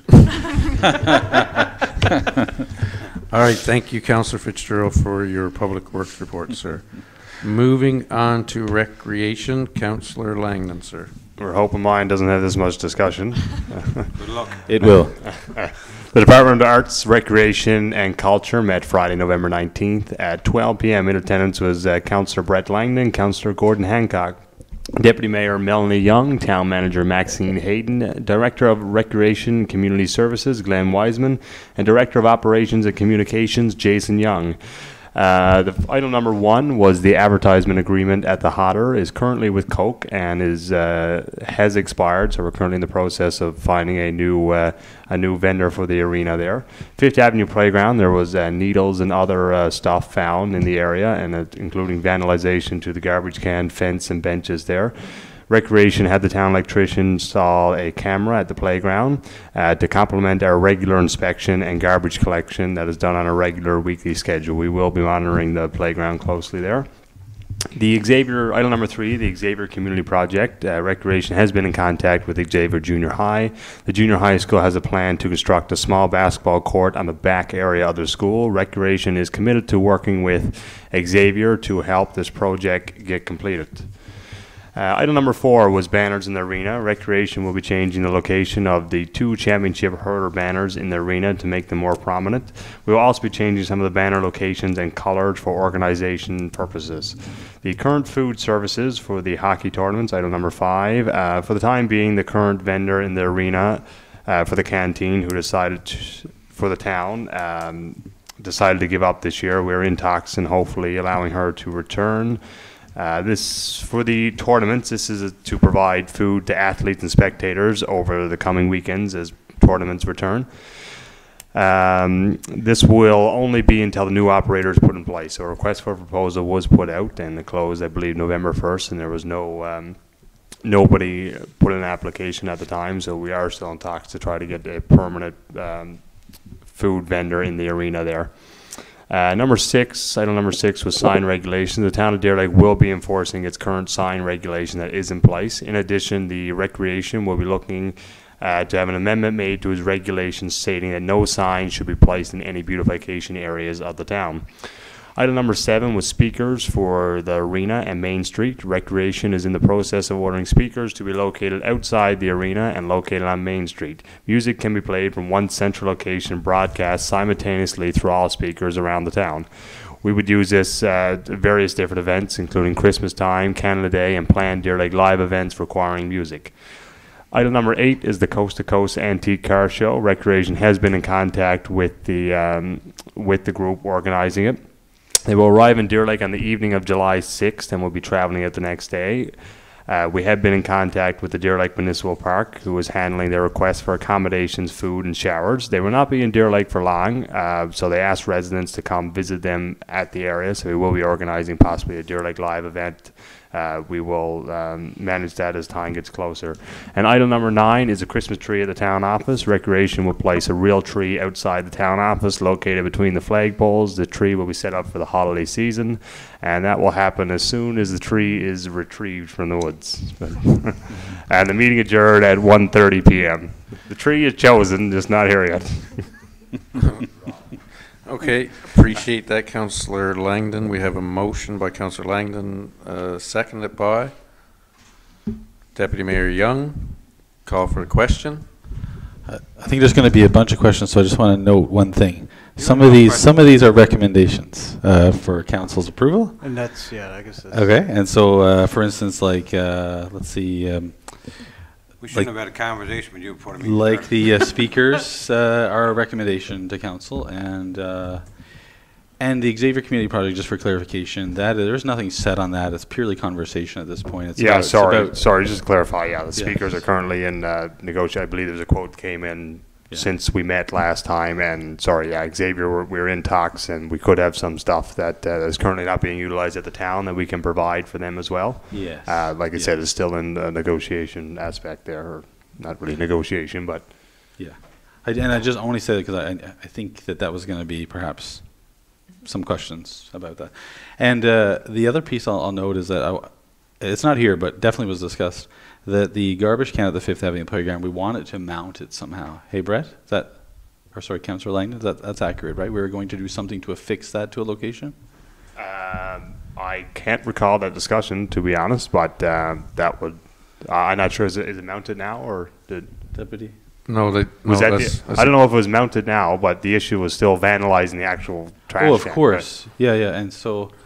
Yeah, there was some discussion definitely about whether it be chained or mounted. They do exist, Councillor Hancock. Yeah. Pole mounted waste. Yeah, like something, we were going to attach it so it couldn't be tipped and thrown over in garbage. And oh, okay, gotcha. This yeah.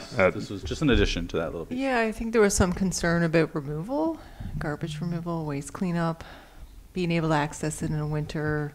You know, it definitely was discussed for sure. It's just... And something that makes sense. I'm not sure what the consensus was on it. And no doubt, like if that goes ahead, that they would develop what makes sense and works for them. It could be easily removed, that kind of piece, right? So gotcha. Have to make sense, of course. But I think it was. We could add it to the next one and discuss it again. No, for sure, we can certainly add it. Yeah, I just can't recall it being discussed, but we can certainly add it. And it sounds like Melanie, Deputy Mayor raises some good concerns, though. That's something that maybe we should talk about the next one before we bring it. That piece of forward. Okay.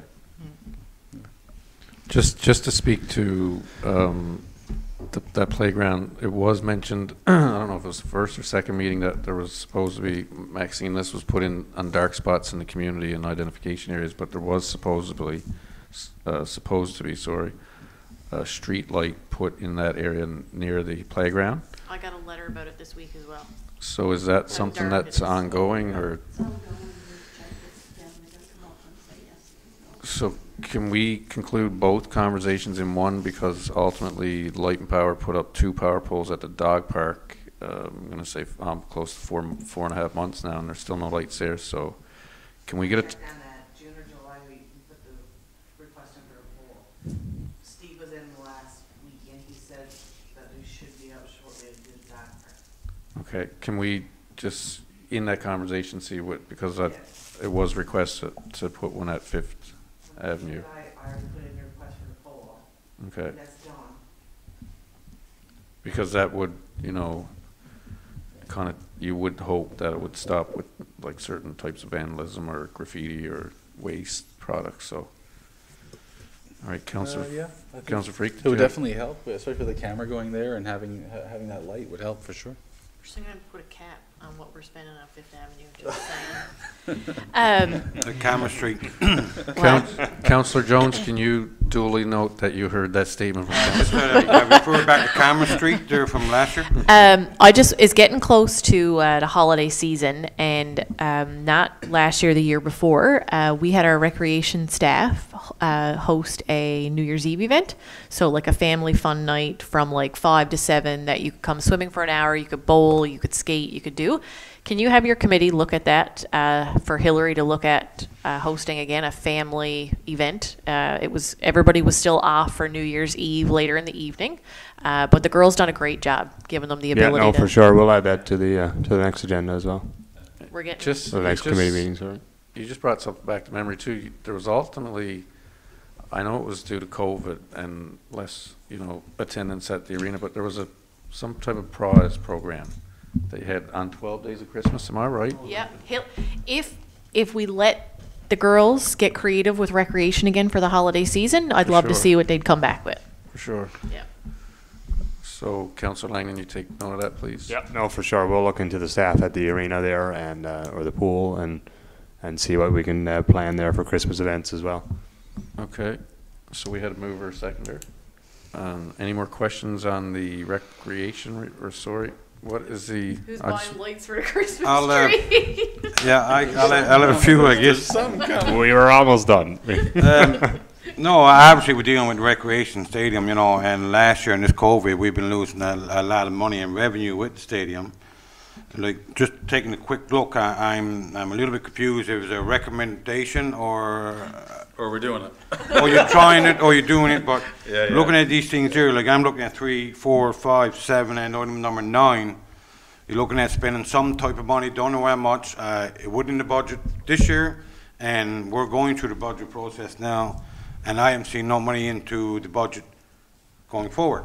Ultimately, I'll speak to number 7. That's in powers and discretion of management to be within their spending powers, and to come out of finance, that would have ultimately come out of the remainder of what was left in the Deer Lake Law budget, which, just for clarification, is not to spend every penny that's there.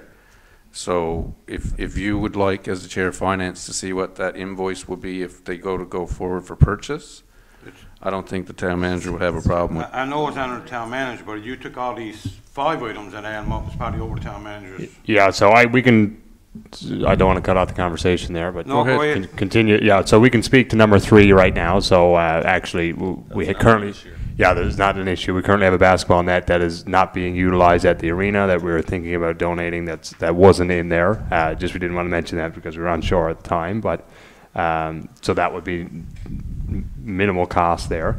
The banners in the arena, we haven't decided yet. It will be added to budget 2022 if we decide to go with that. Right now, it's just changing around the banners more so from an organization standpoint.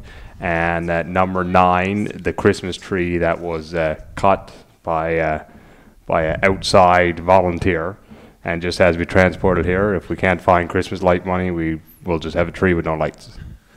Or ultimately, we'll get lights. Or we'll get some lights here. We'll donate a set of lights. Listen, I'm not against these things, guys. I just want to know what the cost, where the money's coming from, now we're going to spend it. It's easy to spend somebody else's money. And just the number 9, I think we still do have significant amount of Christmas lights from the trees on Main Street and stuff, so I think the cost will be quite minimal there as well.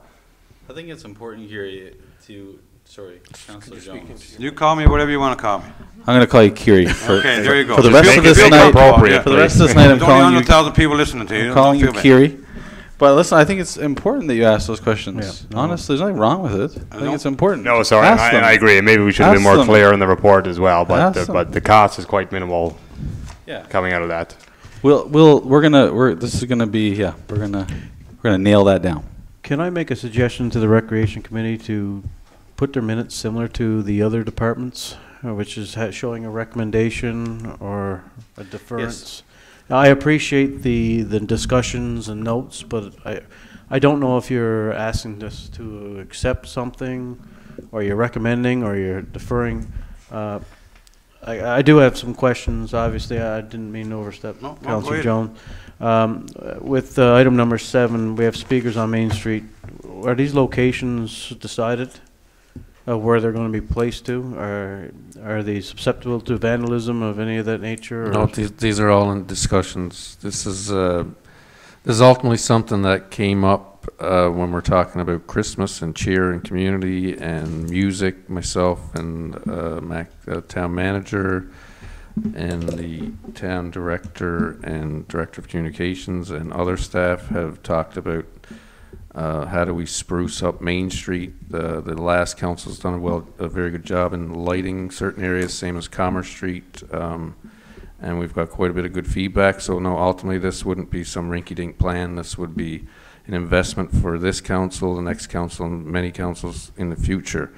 If you read Councillor Langland's report in the Rec Committee, it's ultimately more than just Christmas music. It'll give access to speakers for any event, whether it's be Deer Lake Live or any future events that, there's some discussions of having, how do you engage community, and there was some staff that actually brought up a radio show.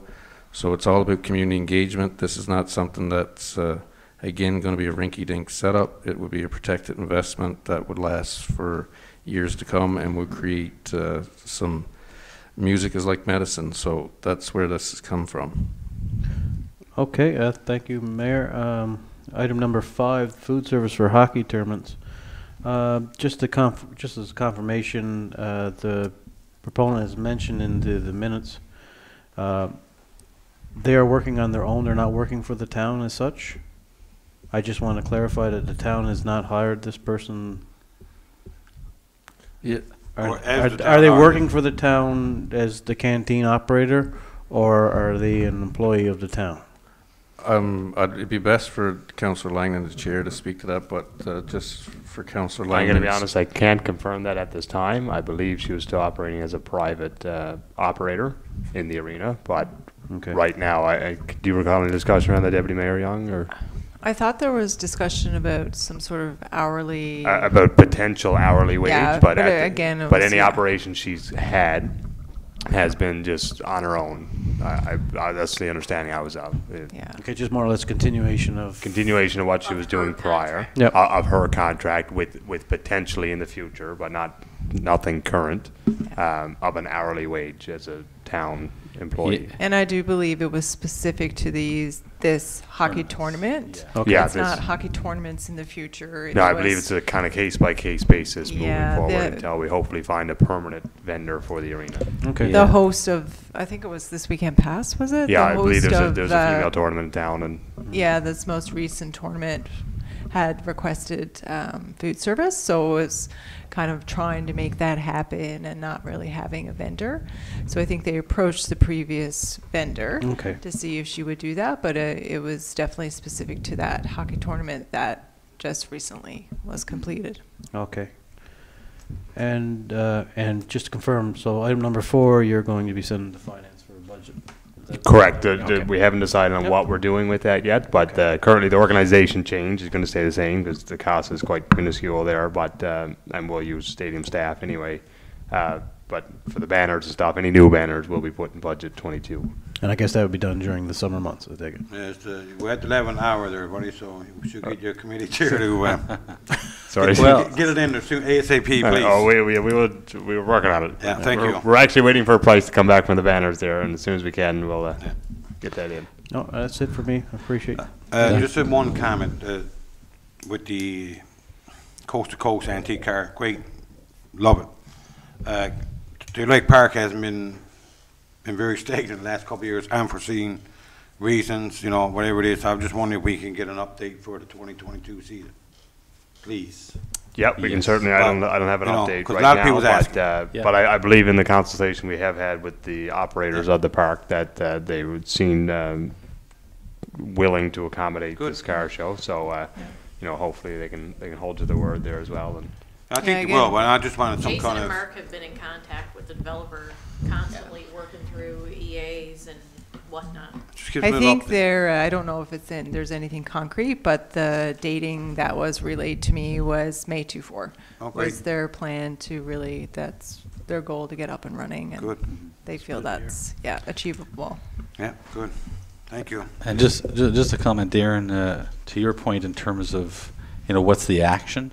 I mean, at the end of the report, sort of this one sort of models the economic development one, but at the end it says action items in bold. It's just they weren't there, you know, like that's the Okay. bigger issue. However, if you'd like, and I do think it's probably a good idea, we could add a fourth column that would remove that. so just I know there's a little bit of confusion. This is the first time we went with this. Yes, it's a new format model. It's for a the new Yeah, rental and it's committee. just, so we'll certainly tweak it in the future as well.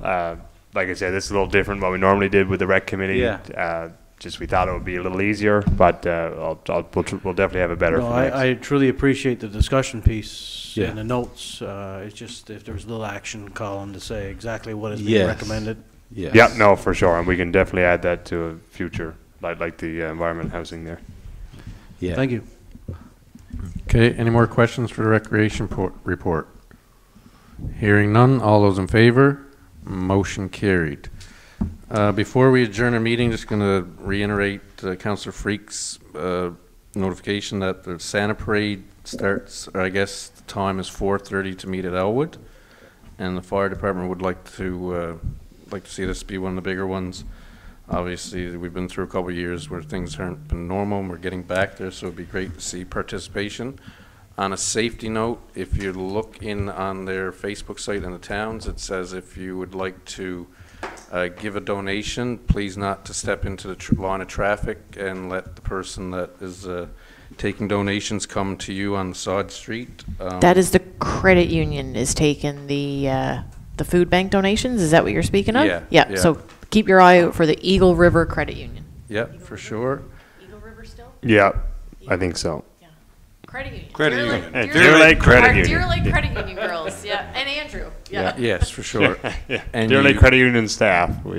And the Miracle on Church Street, you won't be able to miss that on the Salvation Army parking lot, so please feel free to attend. There's going to be some, am I correct in saying, warm lunches, takeout, and all Yeah, the you good can- fuzzy things. And you don't have to pre-order the Salvation Army takeout meals. So you'll be able to just come in through the front doors, kind of get a takeout meal, go through the craft sale, and leave the church. So no, which again, community-wise, we've missed that a little bit, that the takeout dinners haven't Yeah. been around, right?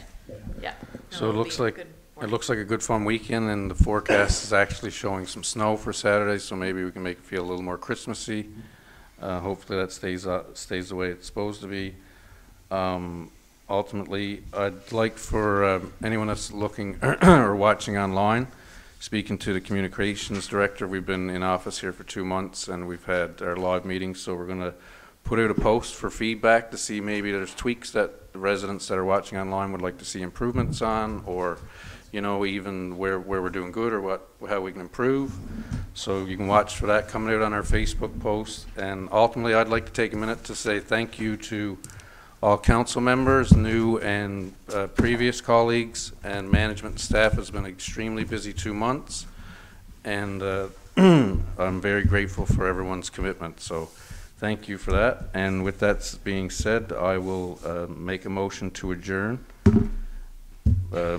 So move. Moved by Councillor Freak, meeting adjourned. Thank you.